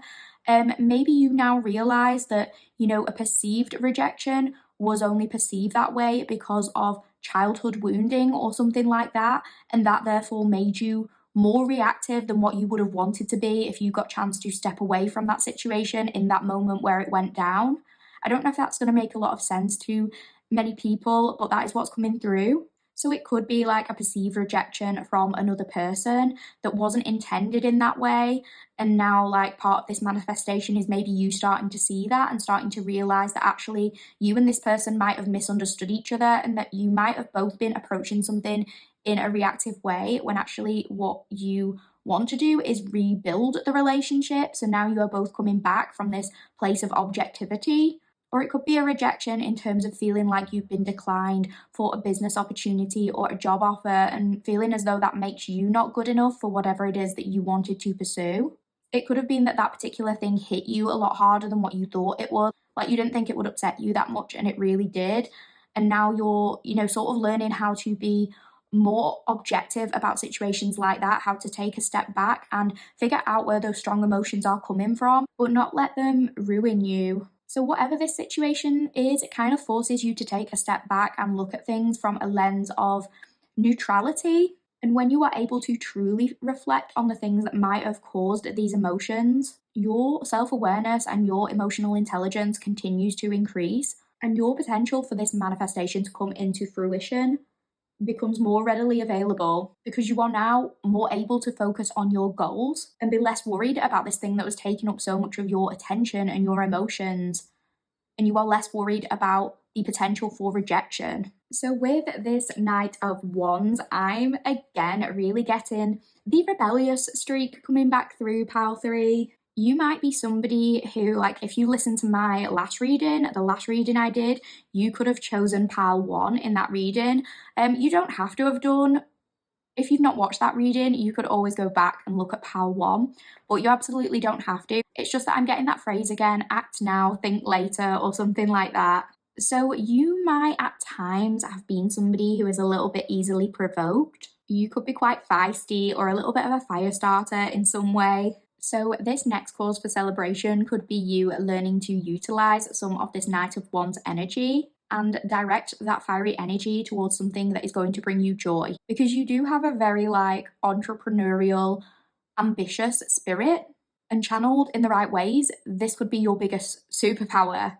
And you might have required that period of solitude so that you could work on directing that energy elsewhere, redirecting that energy towards something I'm getting that your higher self would approve of, especially if it felt like at one point you were directing too much of this energy at the wrong things. Okay, so with lovers coming through, I feel like you know what I'm going to say, but I'm actually going to give some different perspectives on what I think the lovers could be. Like, it's not just going to be what you think. So with the lovers, yes, for some of you, this could be a reunion with a romantic partner, or a friend or a family member, whichever applies, but it's a chance for you and them to restore harmony and bring things back into balance by actually working together. So it's another chance to get things right or to do things better following that period of introspection. It's a chance to elevate, to upgrade, and I'm getting the Beyonce song "Upgrade You." I think it's on B-Day. Like B-Day is in the Beyonce album, not the thing that you wash your bum with. Although those are great as well. I don't know why B-Days aren't more of a thing in the UK, because who doesn't want to have a thoroughly clean bum? But anyway, that is a little bit off topic. But basically, you will know if that message is for you. Like, if you feel 100% sure that getting back with somebody would be in your best interest, that would be what your higher self would want. If you feel sure and good about that in your heart, you will know if that's for you. If that isn't for you, on the other hand, there will be this sense of uncertainty. You will feel unsure about whether it's the right thing or not. So in those instances, for you, pile 3, I would suggest that, again, introspection is needed. I know I keep saying that, but it's like you need to be cautious and to think carefully about all of your options and the potential for each one of those options. You need to exercise patience, and you need to really consider your long-term options, like what will be good for you in the long term. So for example, if this period of isolation and you having to sort of lose this other person or whatever this thing is, if that has caused you to become more independent and you are finally starting to feel free and feel like yourself again and you have gotten to a really good place, then this could be telling you to like not rush into a situation that is going to feel like it's taking that away from you again. Don't rush into a situation that kind of steals your focus again and tries to take you away from, you know, getting on with your personal goals and re-establishing yourself in that sense. So, you know, if this person does approach you and they want to kind of rush back into a relationship, I would encourage you to be cautious and to not do anything too hastily. You might need more solitude and you might need more time to really figure out what is or isn't for you. And that even applies like regardless of whether this is a romantic relationship or a platonic relationship or a business relationship, like a family member, a friend, whoever it is, like they shouldn't be rushing you. If this person is insistent on getting back into your life and you are just not quite sure, you're not quite there with them yet, you're not quite sure if you can trust them, it is okay to take more time and you shouldn't feel pressured into like jumping the gun. If this person really cares about you and values you, they will respect that you need that time to process what has happened and you don't want to rush into anything. They'll allow you to have the time and the space to think things through properly because you don't want to end up in the position where you hurt each other again. Like, that is the whole point. You want to be able to do things differently this time because, you know, we did get the weasel in the oracle reading, and again, that is making me think of somebody trying to weasel their way back in. So this could be something you have to be a little bit careful about. You know, this person, one red flag if you are like unsure about them, if they're approaching you in an energy of, just trying to jump straight back into things, if they are wanting things to go back to normal and just pick up where you left off with no discussion about the things that went wrong, then I would urge you to use caution, because if you are the only one who wants to do things differently and you want things to change, that tells you a lot of what you need to know about this person and their intentions. If they don't see anything wrong in what has happened or what they've done, then that says to me that they are going to be trying to approach you with that same energy and that things have the potential to go wrong again. If they try to demand more of your time and energy than what you're willing to give, it is okay to set boundaries with this person, because the whole point is to restructure, to do things differently, to elevate, not to go back to that same energy that wasn't working for you. So a green flag for this person, if you want to reunite with them, a green flag would be them being willing to take things slowly, give you your space, have open conversations, honest discussions, address the need for change behavior, and taking accountability in whatever way that applies. So just to add a little bit of drama and just to add a little bit of flair, I'm really feeling as though for this pile, like for a few of you, it could be like a little bit spicy in regards to, like, there might be two people that you have the potential to choose between. So it could be like you have the choice between restoring a relationship or choosing a new person. So it could be that some of you are just done with trying to teach exes how to treat you and how to show up in the relationship, and you decide to give a new person or a new situation a chance. And that is the thing that elevates you. That's what this cause for celebration is about, because this new person is able to show you something that you haven't seen before. They could show you what a healthier relationship looks like. It's like there might be more balance in the sense that you can have an intimate relationship with somebody, but also you can keep your independence. You can share an emotional bond with somebody without it having to become like a codependent relationship or something like that. So that could be why there's this focus on not rushing, because this could be kind of telling you, encouraging you at least to sort of keep your options open, because obviously it's important for you to process everything that went down. Even if you do enter a new situation with a new person, you need to have processed what went down in the previous relationship to be able to show up to a new relationship in a healthy place where you feel like you're able to give somebody a chance. And you don't want to be too hasty with either option. Give yourself time, pal 3. So I love this Queen of Swords because I'm really getting the sense that, this does have a lot to do with you reestablishing this sense of independence and ushering in your manifestations due to the things that you are relearning about yourself. So I'm actually getting this sense of you becoming really unapologetic in terms of establishing your boundaries, and that being a big part of this manifestation. It's you getting comfortable voicing your opinions, which will in turn help elevate your life in so many different ways. Maybe you are just absolutely done with people trying to underestimate you or people trying to walk all over you, and you have decided that that's no longer going to be happening. And that in turn opens the door to possibilities that you didn't think were possible. It's like you're letting people know that that kind of mistreatment will not be tolerated. And it's like some people will be very uncomfortable with this because they're not used to it. And if that's the case, they know where the door is. Like, your life is only going to be improving because of this. If you ever did feel like you kind of had that codependent relationship, or a little bit like your sense of self was lost due to the impact of another person, this is you relearning how to kind of be your authentic self, like how to be non-conforming, how to not listen to criticisms from people. And, this doesn't have to be a romantic partner. It could be that you have been in a relationship in the past where it felt as though, this other person tried to change things about you. You couldn't really be your full self around them or something like that. They tried to criticize you. They tried to make you change your appearance.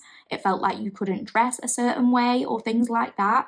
But equally, like, it doesn't have to be romantic. It could even be a parental relationship. It could be like living with your parents and somehow not being able to express your true identity or something like that. So while some of this manifestation might be to do with you attracting a new potential romantic relationship that is healthier, I think a lot of it is also to do with you finding yourself again. Maybe going after like a job that you've always wanted, or getting back into a hobby that fell by the wayside that feels more like you. It could even be elevating in terms of cultivating your appearance so it aligns more with who you truly are. It's like getting your appearance to match your personality or something like that. So switching up your style, changing your fashion sense, changing your hair, dressing in the way that you want, especially if you've not been able to do that previously. So this could be restoring the version of you that kind of got lost along the way, treating yourself to new clothes or hair or tattoos, or, you know, whatever matches your current vibe, whatever makes you feel more like you and whatever feels like it makes you shine. That is going to help essentially usher in this manifestation because it allows you to have more confidence in yourself. And, you know, that in turn opens the door for certain opportunities to come your way because you start to feel like the best version of yourself. And this Page of Sticks coming through next to the Queen of Swords is really, really exciting. Like, I feel like the two actually go together really well in terms of this energy and in terms of this next cause for celebration, because it's like you are prioritizing freedom above all else. It's like whatever you are going to do, whatever this manifestation is, it's something that is going to make you feel very free. And it's like you're coming to realize that whatever you do, it's going to come from a place of authenticity, like you being true to who you truly are. It's like if needs must, you would rather sort of go your own way and be independent, even if that means that potentially you are less financially secure for a period of time. You would rather do that than be in a position where you are tied to something or somebody and there are strings attached to that and they want you to do what they want you to do. It's like you're not doing things at the expense of your independence. You are prioritizing your independence, regardless of whether you get into a relationship or not. You are very much focused on the freedom and independence aspect. So for example, if your ex is trying to like lure you back in with the promise of financial security or something like that, this is not something that's likely to sway you. In fact, it probably gives you the ick, to be quite honest. Equally, if it's like a toxic family member or something, like a parental figure, if they are offering you free or cheaper resources, for example, a place to live, but you know if you go and live with that parental figure, you will have to do things their way. You will not be able to keep hold of your independence. You would rather kind of struggle and go it alone than just give in and go and live with that parental figure or, you know, whoever this relates to. So this could even be in terms of like, if it's not another person, this could be to do with you signing a contract at work or something like that. If there are things that you are not quite sure about in terms of signing this contract, this could be encouraging you to get a second opinion on that. Don't rush into signing anything if you are not sure about it. Don't sign anything that would somehow take away your independence. Equally, you know, if this is a lease, like a house lease, you have to sign something, and the same applies. I would get advice on that, especially if you have seen something where it would keep you locked in and you're not sure about it. That could be why we're saying, you know, exercise caution with this particular endeavor. If you have concerns about it, like, don't rush into anything. But again, I'm getting this energy of you like relearning something with the Page of Wands. So perhaps you are studying right now, perhaps you have gone back into education, maybe you have returned to education with the long-term goal of elevating your financial stability. And with this being the Page, it feels like right now, maybe you're feeling as though this is just the start of your journey, and maybe it feels as though to some degree you are like on the bottom rung of the ladder right now, because you know the Page isn't at the level of the King, but the Page is very underestimated. The Page is an apprentice in many ways. So it could be that, you know, if you're doing an apprenticeship or you're doing a placement or something, you're putting in all this effort, all these hours, and it feels like you're doing it for free. But this is an investment in your future that is going to bring with it a lot more opportunities than what you might currently realize. Because yeah, although we say like the Page, you know, they're not at the level of the King, they are an inventor, they are an innovator, and they do have the drive and ambition to work their way up. And I feel like that is something that is a prevalent theme for you in this upcoming future. So if you feel like you're currently like at the bottom of the rung, just know that it will not be that way forever. This could just be the start of the new opportunities that are coming towards you. So the Fate card, which is the Wheel of Fortune, I feel like this is a very interesting one. And overall, this reading has been interesting in the sense that I feel like there are certain things being hidden. And with Fate in particular, I think there are still things that are being hidden. There's things that you are deliberately not being told when it comes to your next cause for celebration, but I feel like it's with a purpose. But what I can tell you is that your next cause for celebration is freedom, independence, and autonomy, because it's like whichever way the wheel turns in terms of fate and in terms of this next chapter, it's you realizing that you do have autonomy and you do have control over the direction your life takes. Whether that is, restoring a relationship with another person and elevating the relationship you have with them together, or restoring the relationship you have with yourself in order to elevate your life. Ultimately, you are in the driver's seat of your life, and there's so many directions that this could go in. The opportunities and the possibilities are really endless. I don't think Spirit is wanting to give much more information in terms of specific details, because they're basically saying, it's up to you. Your life is what you make of it. Fate can play a role, and ultimately that will never stop turning. There are always ups and downs when it comes to fate, but ultimately this next cause of celebration is you exercising your own autonomy and trusting yourself to make decisions because of the internal trust that you have been restoring within. So that is what I'm getting for the tarot portion of your reading, Pile 3. We are just going to close this reading with a little bit of advice from the Sacred Self-Care Oracle, so please bear with me and we'll have a look at what we pulled for you. Okay, Pile 3, let's have a look at what we got. Okay, so we got number 2, alone time. Right, well, I feel as though this is pretty self-explanatory with what we've been saying in terms of the rest of your reading, Pile 3. It is clear that, maybe more introspection is needed in terms of the direction that you would like to take. The number 2 could be significant if this is a synchronicity that you've been seeing. For example, a lot of 2s, 2, 2, 2, 2, or something like that. If we have a look at what that number means, it says 2, 2, 2, 2. This could be advising you a sign of balance, harmony, and alignment in your life, or as a nudge to restore these qualities. So yeah, that kind of relates to what we were saying, you restoring that sense of balance, looking at things objectively. So I would encourage you to, again, be patient with yourself, take some time away from other people. If you are somebody who, usually tries to fill up all of your schedule with social things, or not even necessarily just social things, but if you are somebody where even when you are alone, you don't like to be alone with your own thoughts. If you are always doing something to try and distract your mind, you always have music or TV on or something like that, this could be encouraging you to really sit with your thoughts, and that might be uncomfortable for a few of you, but I'm definitely getting something about meditation, something to do with meditation and something to do with being alone with your thoughts, having true alone time where you are not being distracted by an external source. So definitely take this time to rest, restore, replenish, do what you need to do, take some time away from other people, go into hermit mode for a little bit longer if that's what you need to do to really process and to think. I'm definitely getting something about maybe not relying on other people's opinions too much. And I'm not saying that they have bad intentions or anything like that. I'm sure that's not the case. And definitely getting different perspectives can be useful. But sometimes if you get too many people chattering at you and trying to tell you something, it could be something that almost drowns out your inner voice. And that in turn could be something that leads to you losing self-trust. It could be that taking on board opinions from too many other people makes you lose touch with your own intuition and your own inner voice. And people might not necessarily, be trying to sway you or anything like that with negative intentions. I really don't think that's the case.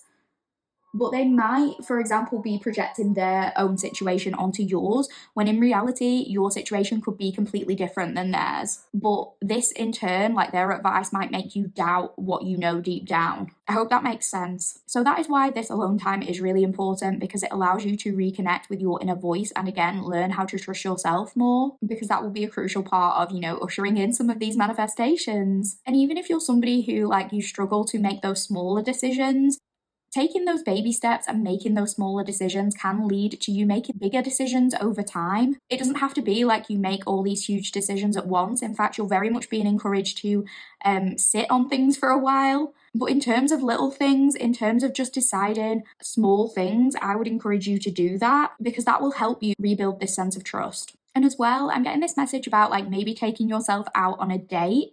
If you are somebody who is, let's say, a little bit uncomfortable going to restaurants alone or something like that, this could be encouraging you to do just that, to go out by yourself, take yourself out, and just thoroughly enjoy yourself. You might observe things that help you in terms of bringing in this manifestation. You could also journal your thoughts and feelings when you are in an emotionally heightened state. Then you can look back on your thoughts and feelings from a new perspective when like you are in a more detached state. And this might allow you to, observe some new things about yourself and help you develop in terms of self-awareness. The main piece of advice is to not rush into any new or old relationships if you know you need to heal and you need to prioritize that time by yourself. So that is what I'm getting for you, Pal 3.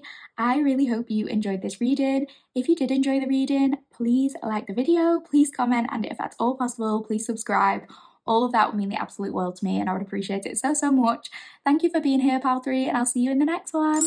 Hi, Pal 4 Collective. Welcome to your reading. If you chose Pal 4 and you chose the Lightseers Tarot and the popcorn sticker, this will be your reading. This reading is all about your next cause for celebration. What are you manifesting? What are your next blessings? If you would like a more thorough breakdown regarding what this reading will entail, then please check out my introduction. I go through the things we are going to discuss there in terms of past, present, and future energy. However, if you just want to go straight into the reading and you want me to get started, I am about to do that. As usual, please remember that not every single detail will resonate, and if something doesn't resonate for you, that's absolutely fine. Take what is for you and leave the rest. Don't make something fit, don't make something your story if it just isn't for you. Please use the oracle portion of the reading as an energy check. If you are finding that the energy check is not resonating for you at all, you are more than welcome to go back and choose a different pile. You can also choose multiple piles if more than one pile is calling to you. I just want to thank you all so much for being here. I really do appreciate it, and I just can't thank you enough. Thank you to every single person who likes my videos, who comments, and every single person who has subscribed. I really do appreciate it. Just thank you so much for being here. And if you have not done any of those things, but you like my style of content and you want to see more of it, please consider, just doing one of those things. That is an easy and free way to help me and this channel grow. So without hesitation, let's get started and have a look at the cards we pulled for you. I am just going to pop the sticker to one side for now, and I am going to pop your tarot cards to one side as well so we can look at the oracle cards thoroughly. Okay, Pal 4. So we have got number 28, energy. We have got psychic gifts, wise sage, awareness, call to action. We have got the moth and eucalyptus, an ending. And we have got number 28 again, purpose/judgment.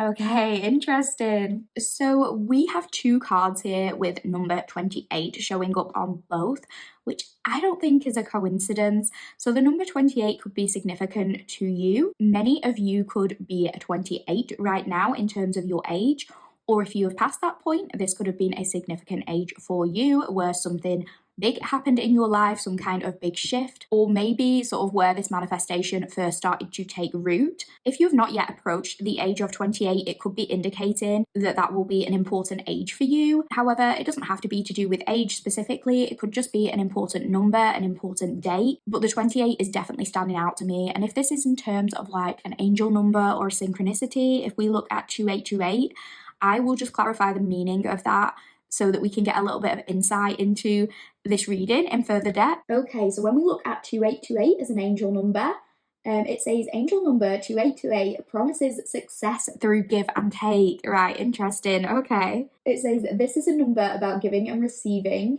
2828 is a reminder to rely on yourself, but also trust the universe to provide. Okay. So for you, Pal 4, it might have felt as though lately the universe has been taking from you more than it has been providing. So in regards to this next cause for celebration, I'm really wanting to tell you that it's finally like your time. This is your time to receive. Like things are finally going to start getting good. And specifically, I'm noticing the moth and an ending card when I mention that, because nobody necessarily likes endings. Like endings are scary. Endings can be terrifying. And for some of you, it could be that, it's felt as though you have dealt with some like pretty brutal endings recently. Things have been tough. Maybe it's felt as though you're being tested somehow, like your resilience is being tested or something like that. Maybe you've had to be more resilient than you have ever been recently. Some of you could, have experienced a breakup, a job loss, or even, in some instances, losing a loved one. And if that is the case, I am so sorry for your loss. If something like that has happened to you recently. But whatever has happened in, whatever circumstances this might be, and I realize that it's going to be different for every person, something to some degree has like triggered this sense of awakening within you, and it's led to you embarking on this period of reflection. So for some of you, this has kind of been like a wake-up call that has encouraged you to want to realign with your true purpose. Maybe certain external circumstances have kind of got in the way of this, but the thing is, like with this ending card, it really reminds me of the death card, and death isn't a bad card to get necessarily. And it's like we say, nobody enjoys endings.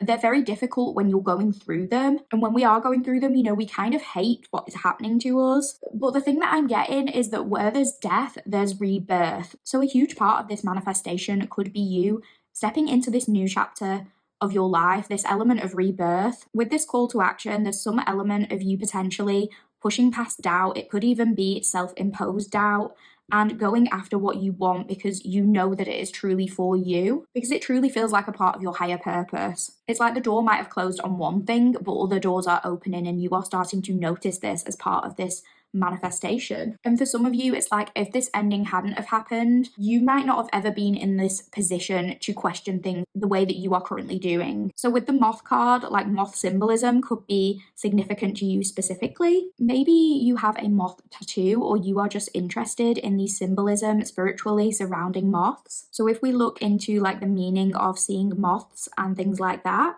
it says moths are often symbolic of positive transformation because they fly in the dark of night towards light.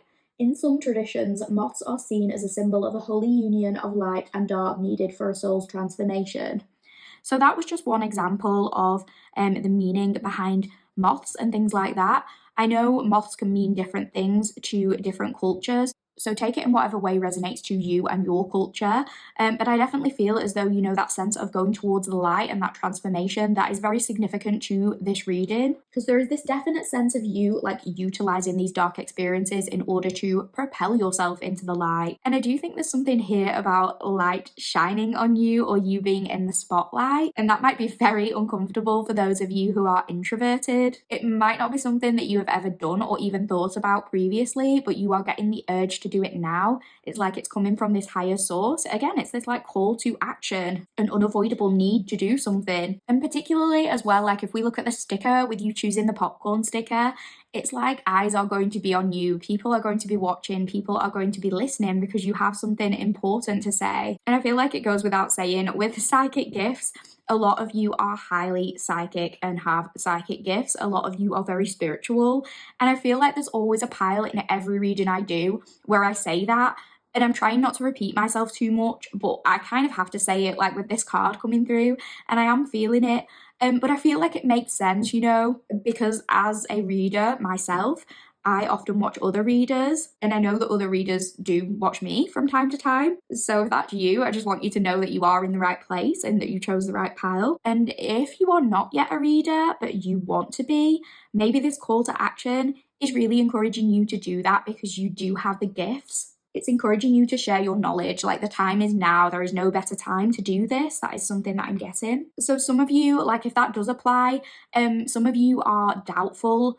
It's like you feel as though you don't have the credentials to do a certain thing yet. But here is the thing, pal 4. Human connection doesn't require a specific set of credentials. Like, if you know in your heart that you are here to connect with other people through your words, through uplifting people, through advising them and empathizing, then you are in the best position possible to be able to do that. Because, we live in the digital age, and most of us, like, we have the ability to do that literally at our fingertips. Like, there is no better time to do this. And I know that in itself, like, I understand that is a double-edged sword, because I think in this day and age, when the internet is saturated with so much misinformation, it's easy to come to the conclusion that everything you say requires a source. And it's very easy for language to kind of become medicalized. And it's easy to become obsessed with using the correct terminology 100% of the time, every step of the way, because of course, we don't want to harm anyone else with what we're saying. That's never the intention.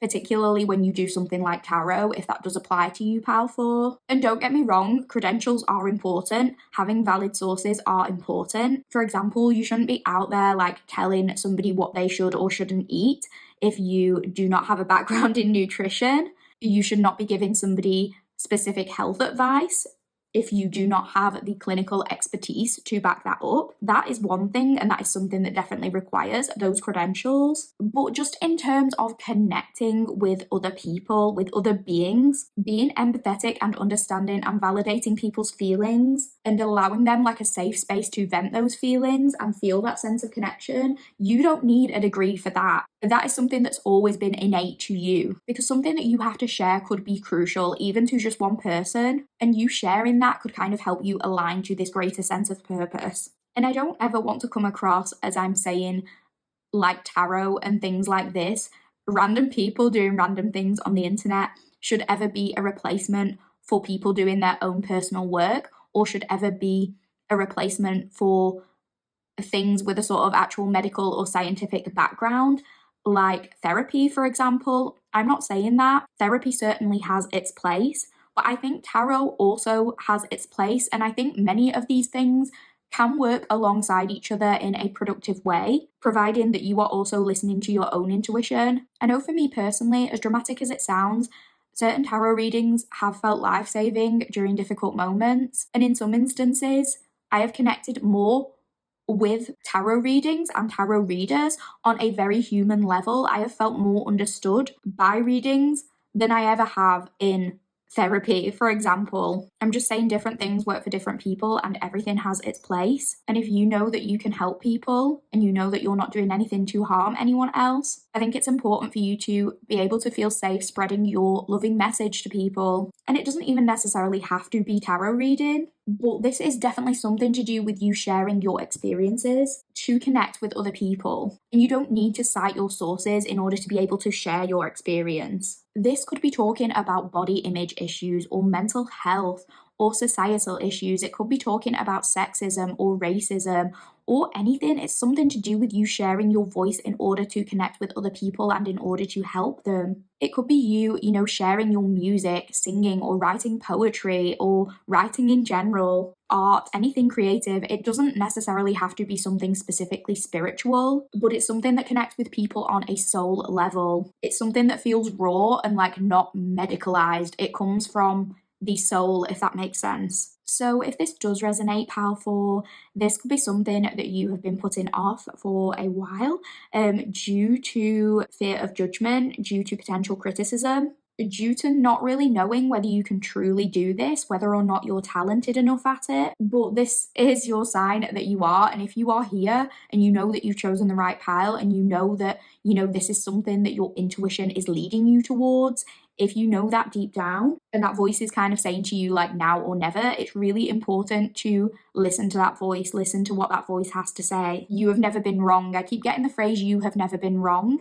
And you might be doubtful of this because you might be thinking like, well, in the past, I've chosen the wrong relationships or I've chosen the wrong career path for me or something like that. It's like you might be judging yourself quite harshly for that, but actually your inner knowing, like your deep down to your core part of your soul, that knowing has never been wrong. If you have always known that you had something to do in this world, like a deeper purpose, that isn't just something that you've made up. It's there for a reason. And if you are introverted and you're worried about judgment, I just do want to say that I have absolutely been there. I know what that feels like. I sometimes still can't believe that I'm doing this. Even like a year ago, I would have never imagined that I could put myself out there like this, do something like this. It would never have been an option for me. It wouldn't have even been on my radar. I am a very, very shy and introverted person.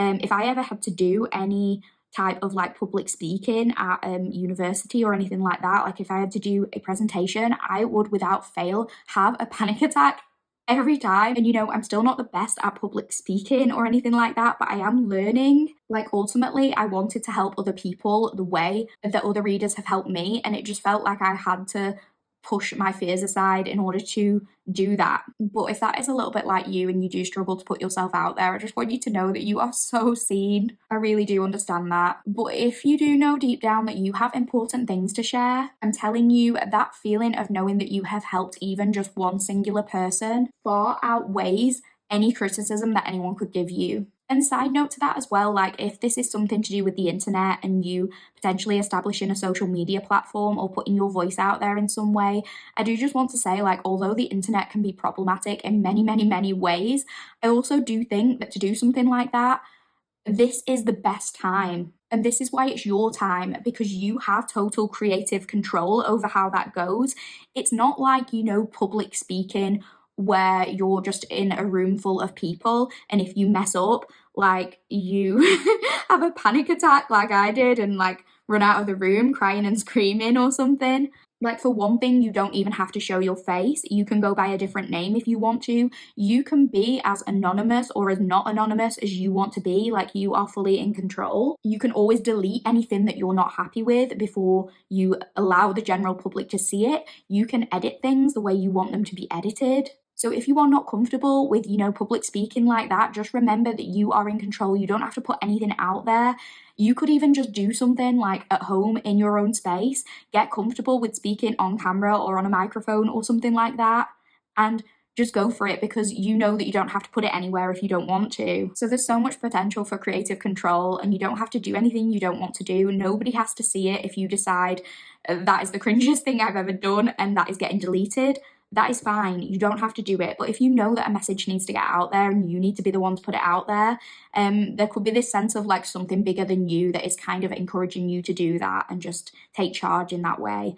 So that's just like a little bit of reassurance if some of you need it, if some of you are thinking about doing something like that. But if that doesn't apply and you don't necessarily resonate with being a psychic or spiritual or anything like that, this is still emphasizing to you that you are more in touch with your intuition than what you necessarily realize. And your intuition is telling you to step up and do something, whatever that may be. And if whatever you do want to do does require certain credentials, maybe this is encouraging you to step up and go after getting those credentials if that is accessible to you. With Wise Sage coming through, it could be that you are being called to advise in some capacity and that your advice is very important at this time. It's like there's something about people flocking to you and people really taking on board your observations and your knowledge. So this could not only make you feel quite validated as a person, that people are actually listening to and respecting your opinion and listening to what you have to say, but this could also lead to this cause for celebration if this leads to positive outcomes for you and other people. For example, if this is like in a workplace setting, it could be that you encourage someone senior to you to take a certain business decision. You encourage them or the team in general to go in a certain direction using your intuition and some of this kind of secret knowledge that you have. This could be like in terms of marketing, in terms of your understanding of people. It's like knowing your audience, knowing your clientele or something. And this could result in a large success. And that could lead to more opportunities for you long term. It's like you have this deeper awareness regarding what needs to be done right now. And not only are you tapping into that to utilize that information for yourself, it's like other people are also, they're seeing you shine and they're listening to you more because of it. For some of you who have been feeling like tired and depleted and run down, this next celebration could be in regards to you having much more energy. If you've been struggling with like brain fog or anything like that, this could be you stepping into an energy where you're going to be more on the ball mentally, or that you suddenly have bright ideas and you suddenly have a lot of clarity, like you're going to be starting to see things with more clarity. So some of you might be finding a solution to certain health issues or struggles that have maybe made you feel fatigued in the past. If it's not a solution, it could just be something that makes you feel as though you are making some kind of progress. So this could be a supplement, a vitamin, a certain medication. For some of you, it could be something as simple as like having more vitamin C with the orange coming through. Obviously discuss any medical changes with a health professional. And for some of you, you're just generally going to be looking more bright and more alert. You could be getting a lot of compliments on your appearance. People could be saying that you are glowing. People might think that you have caught the sun. They could be asking you about that. Maybe you've even been on holiday and people are talking about how radiant you look, how you've come back in this kind of fresh, radiant energy. There's something to do with you being revitalized and people complimenting you on that. If that is the case, you probably don't live where I live in the north of England because we are not seeing any sun. But yeah, in some way, you are standing out and shining very, very brightly. That is what I'm getting for the oracle portion of your reading, pile 4. I'm sorry, that was a little bit longer than the other piles, I think. I'll see if I can edit out some rambling when I do the editing for this video. But we are going to close this portion of the reading by looking at the astro dice. So please bear with me and we'll have a look at those. Okay, powerful. So we have Gemini, which rolled all the way over there. We have the 11th house. And we also have the South Node showing up. I believe that might have shown up in one of the previous readings as well. So we have Gemini, 11th house, and the South Node. So I feel like this has something to do with you stepping into your air energy. And again, it's something about you communicating a message to somebody. With this Gemini coming through, I definitely feel as though you are going to be utilizing your communication skills in some way to deliver a message. And with Gemini coming through, I'm getting something about you having a dual nature. So it could be like there are two sides to you, and one of these sides, maybe the side that has been hidden for a long time, you kind of want to get out there and for your thoughts, for your ideas to be heard. You want to share your voice, but maybe there is this other side of you where it's like elements of self-doubt, elements of judgment. There's this one side of you that is pulling you towards your purpose, and then there is this other side that is kind of stuck in the past, worried about judgment, worried about criticism, a part of you that almost feels like too self-aware, like you can't escape that negative self-talk that is, trying to stop you from doing this, from going ahead with it. But I really get the sense that you are utilizing the strengths of Gemini, that Gemini energy, the ability to communicate things in an intellectual, articulate way, the ability to be witty, to be captivating with your words. I think this manifestation is something to do with you utilizing that and getting it to work for your benefit and using it to create success in whatever it is you do. And with this 11th house showing up and, that being associated with Aquarius energy, I'm definitely getting something about this potentially being to do with your greater purpose in the sense that it is a humanitarian cause, something that is for the betterment of society. But it could also be that you are making friends along the way. It could be that you are linking with different communities and different social groups, and you are getting social support in order to help you bring this manifestation into fruition. So this could be like you gaining followers if you have a social media platform or something like that, people connecting with what you have to say and following you for that reason. They want to hear what you have to say. So again, like you have this audience, people watching you intently. And with South Node coming through, it's like you have to let go of these past fears in order to get where you want to go. But I feel like whatever you're doing, however you put your voice out there, this could be you realizing that there is the potential for so much more than like the bad things that you're worried about. Like if you're worried about criticism, if you're worried about judgment, this is you letting go of that because you need to let go of it and focusing on the positives. And it could be that there are way more positives than what you even realize. These friends that you are making, these people who will be surrounding you, who will be supporting you, that just shows you, the world doesn't always have to be like negative and horrible. Not everybody's going to be judging you. Maybe you are your own harshest critic, and that is where these thoughts and feelings come from, and that's where like the negative self-talk comes from. But maybe something you're doing will be proving that, people are good and kind and people share similar values to you, and you will be making the world a better place by sharing some of these values and getting the word out there, sharing some of your ideas. So that is what I'm getting for the oracle portion of your reading, pile 4. We are now going to move along to the tarot, so please bear with me and I'll see you in your tarot reading. Hi pile 4 collective, welcome back to the tarot portion of your reading. Without hesitation, let's get started and have a look at the cards we pulled for you. Okay, pile 4. So we have got the Ace of Swords reversed. We have got Judgment reversed. We have got the Six of Swords. We have got the Hermit. We have got the 8 of Pentacles. We have got the 6 of Wands. We have got the 9 of Cups. And we have got the Queen of Swords. Okay, powerful. So in regards to past energy, a big problem for you in the past is that you have been clinging to illusions with this Ace of Swords. So this could be in terms of the illusion that you aren't qualified for something, or that you don't have what it takes, or something like that. And a big part of this manifestation will be you re-examining this perspective, because for a long time, it's like this sense of you not being able to see clearly the thing that matters most. You could have felt like you were stuck in a certain situation. This could be anything. It could be a relationship that wasn't serving you, a career path that just wasn't for you.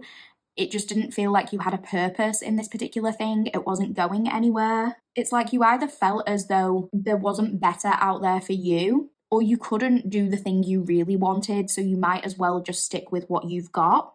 This is a call to stop clinging to that thing that you've been telling yourself, the thing that's been holding you back. You know, it's interesting as well, because sometimes when we get the Ace of Swords coming out in reverse, it can be encouragement to become less self-serving in terms of the way we do things and our perspective. And I think the interesting thing about you, Pal 4, is that you actually try incredibly hard to not be self-serving in any way at all, because you do often act in the service of other people. I really get that impression.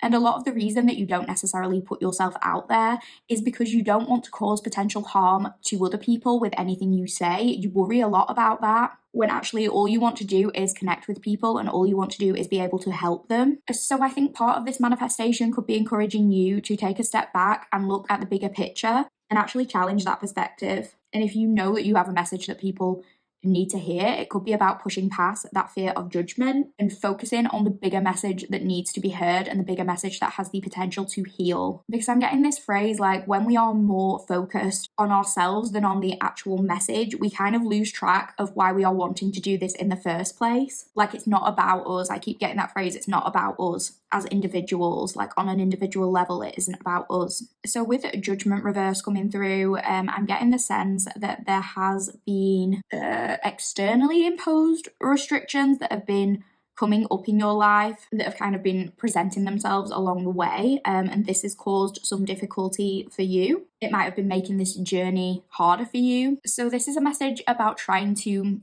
accommodate those restrictions without necessarily allowing them to remove you from your path entirely. And I know that can be hard. Like, for example, if you have a dream career in mind, if you are really fed up in your job or something like that, and you have this dream career in mind, but it would require some kind of material investment, and you know it's not necessarily something that if you just started it, you might not be able to acquire the material stability to allow you to make ends meet straight away.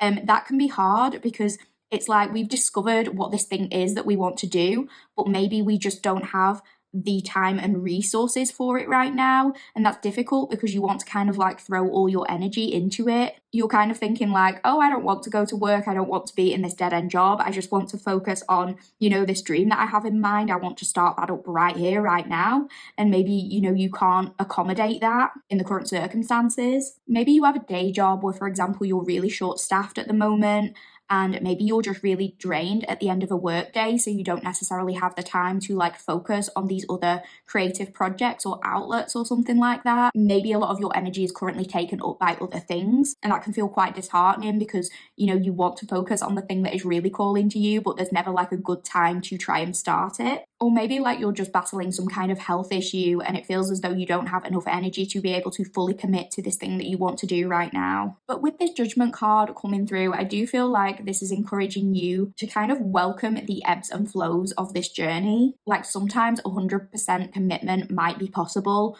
but other times it will not be possible. And that's okay. You will push through anyway. You will get where you need to be. You don't have to do everything in one go if there are other things that require your attention. Like, you might just have certain duties that right now you can't ignore, and you don't have to neglect your duties. But what you can do is say no to things that aren't your duties if you know they are not, you know, aligned with this purpose that you would like to explore. You don't have to be overburdened by things that are pulling you away from this sense of purpose. So this could look like, you know, in that example of you being short-staffed at work, you might show up and do your job because that's what you have to do for material security. That's what you have to do to make ends meet. But it's like if your manager is pressuring you to do overtime or something like that, this could be you saying no and you sticking to those boundaries.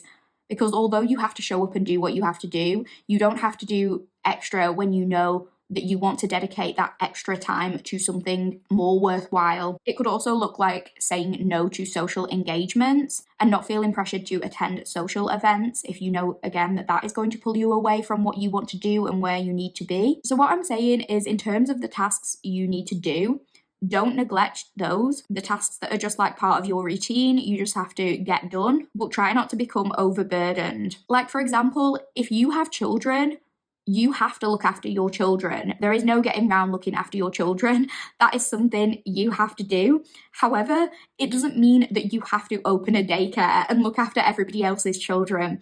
Do you know what I mean? So do what you have to do, but you don't have to do extra if you feel that it is pulling you away from what you actually want to pursue, like your purpose. Sorry, I know that was a bad example, but that's just the one that popped into my head. That one doesn't have to apply. So with this Six of Swords coming through, that is interesting as well, because the Six of Swords, like the archetype to do with that, you know, it's often referred to as being akin to magic. And I feel like that is very much you, Pal 4. So again, a part of this manifestation is absolutely to do with you relying on your intuition to get to where you need to be. This is you being in the energy of showing up and just knowing, just having this inner knowing of how to navigate something and how to take something in the direction of where it needs to go to achieve success. Utilizing techniques that aren't understood very well by other people, but it's like you somehow get them. It's like you have this insider knowledge of how to get from A to B, and it relies on this inner sense of knowing. So again, this could relate back to something that you are sharing on a platform, for example, but equally it could be you knowing how to navigate a tricky business situation or relationship decision, and it's like whatever you decide, whichever way you take it,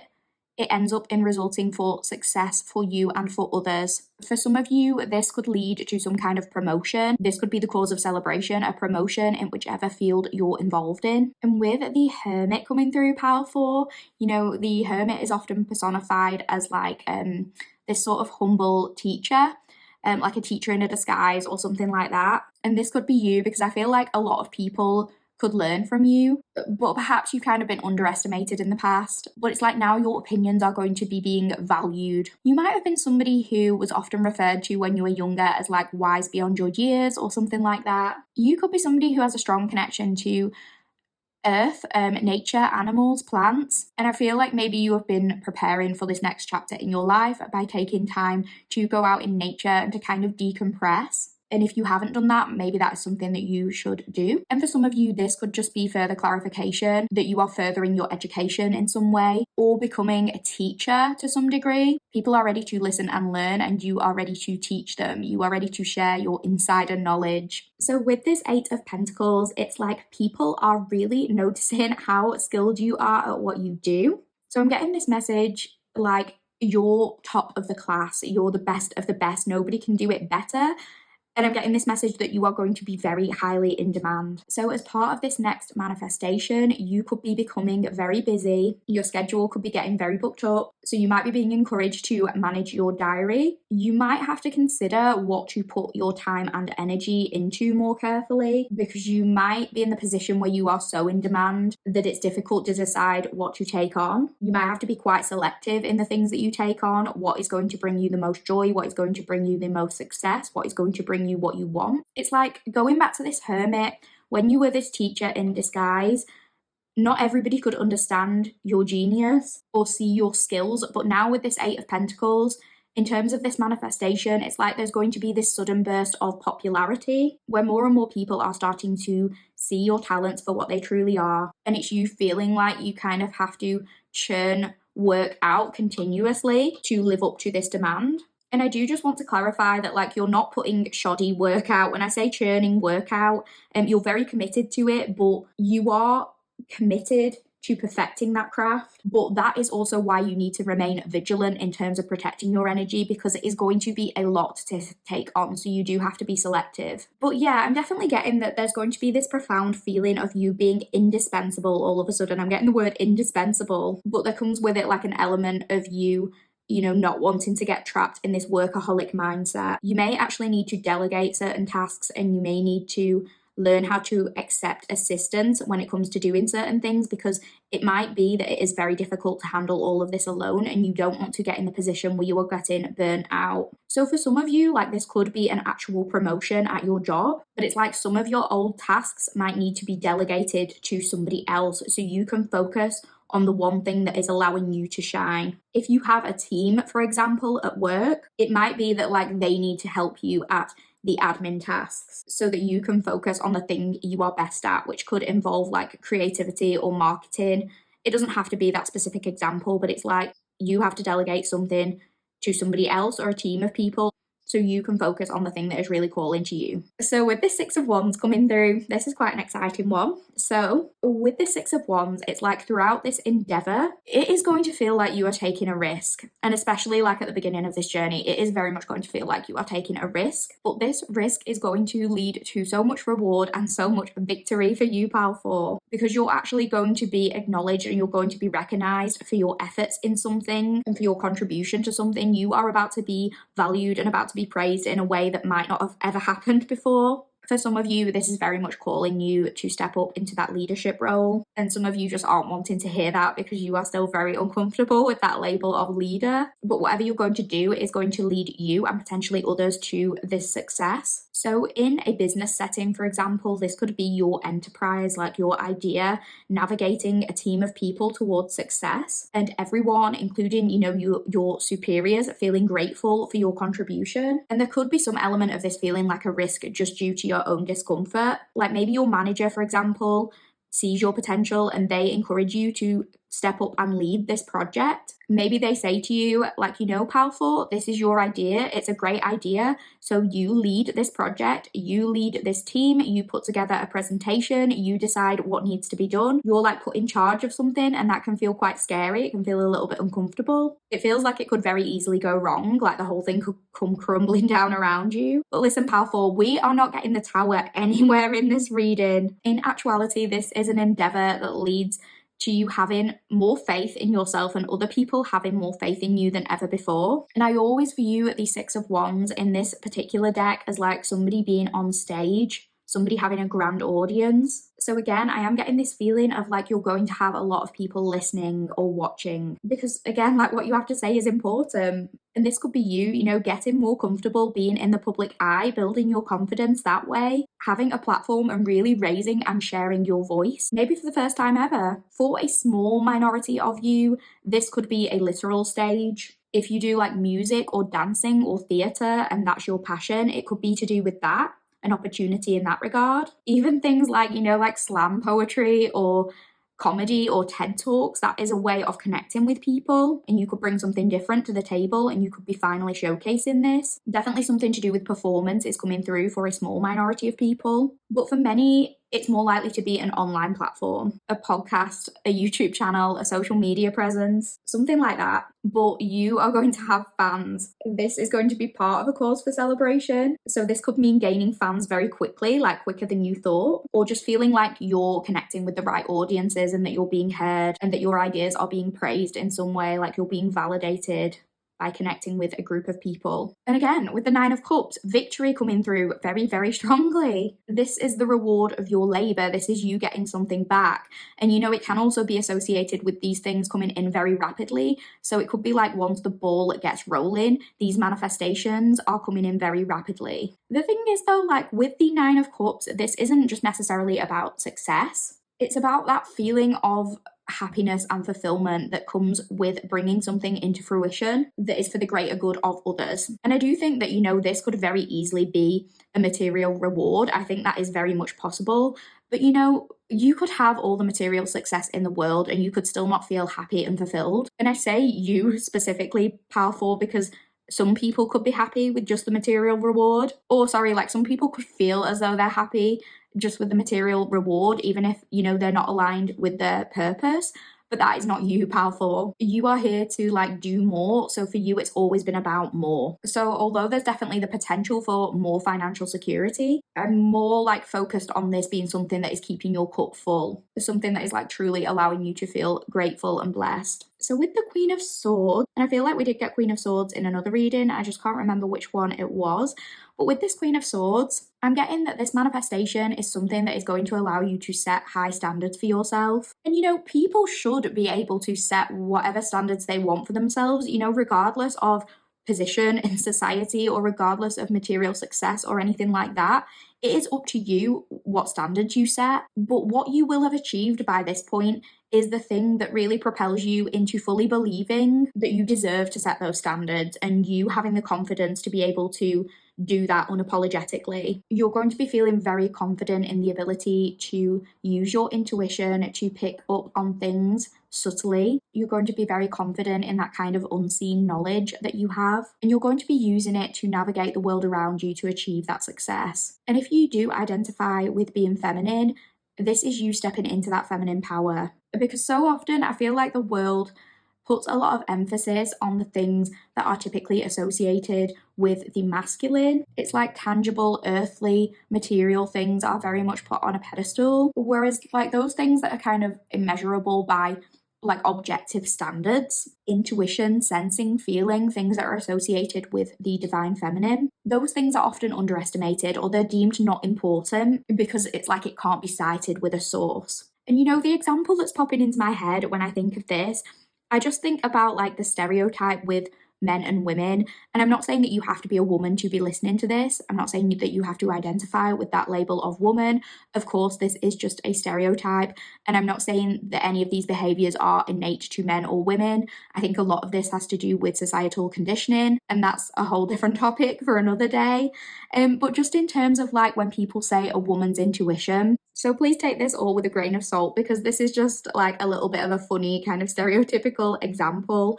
But if you have ever had a conversation, like let's say you go out with your boyfriend and there's a weird interaction between some of the people that you are out with for a meal or something like that, and you pick up on the subtle nuances in that interaction, it's like you could talk to your boyfriend about that later on and you say something like, you know, like, what did you think of the meal? Hoping to start a dialogue about that thing. And your boyfriend is just like, yeah, the burger was good. And you're like, oh, did you have a nice time? And your boyfriend's like, yeah, it was good. And you're like, oh, did you notice anything between such a body and such a body? And they're like, no, what did you mean? Whereas when you bring up that same thing with your female friend, the minute you say, oh, what did you think of the meal? Your friend is like, yeah, it was good, but oh my God, did you notice what was going on between such a body and such a body? Like they have picked up on the same things as you. And it does make me feel something to do with like women's intuition. It's like there is so much that goes unspoken that is picked up on. And the thing is, when those things are picked up on, it's like it's never wrong.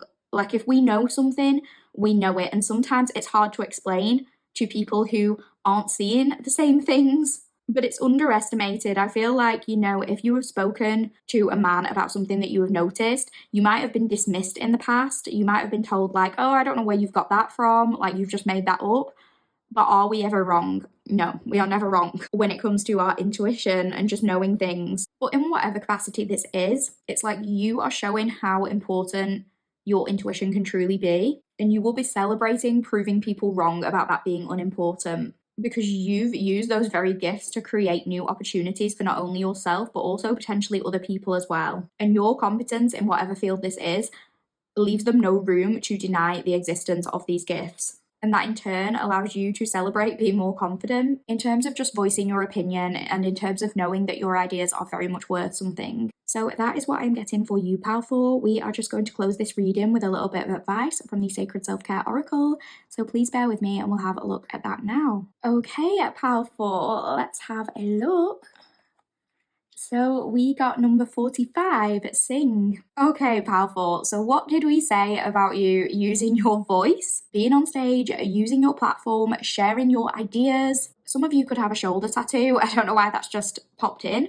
I just noticed. So some of you could have a tattoo on your shoulder if that applies. But yeah, this is a call to step up and begin whatever it is that you know you need to do, even if it is just taking baby steps to begin with. Whether you like it or not, this is encouraging you to step up and be heard in some way, to use your voice. It's encouraging you to lead, even though I know that is probably uncomfortable for many people to hear. It's like you are being encouraged here to become the lead singer. Not literally, unless you are an actual singer, but it doesn't have to be literally, but it's like you're encouraged to be the main character or lead singer in a band, the star, the celebrity. And with all celebrities, there's going to be some fans and there's going to be some haters, I guess, if you want to use that word. But you are recognizing that regardless of the criticisms and opinions, the message needs to get out because the message is bigger than you. I keep getting that phrase, like bigger than you. Like you are the one delivering the message. You are the one that has been trusted with these particular gifts. But ultimately, it's kind of about recognizing that you are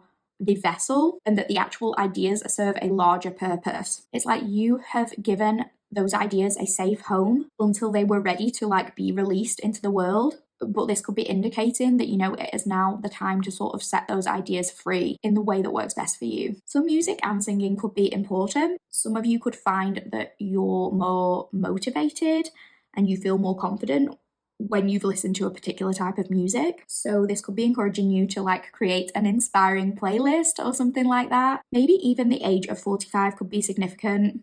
Don't worry if you are nowhere near that age yet.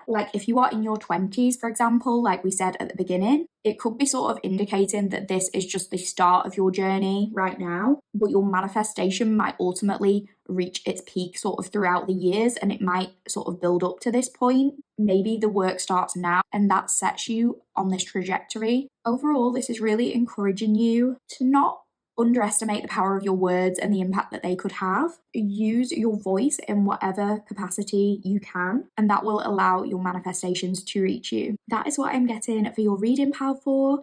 I really, really hope you enjoyed this reading. If you did enjoy the reading, please like the video, please comment, and if that's all possible, please subscribe. All of that would mean the absolute world to me, and I would just appreciate it so, so much. Thank you for being here, Pal 4, and I'll see you in the next one.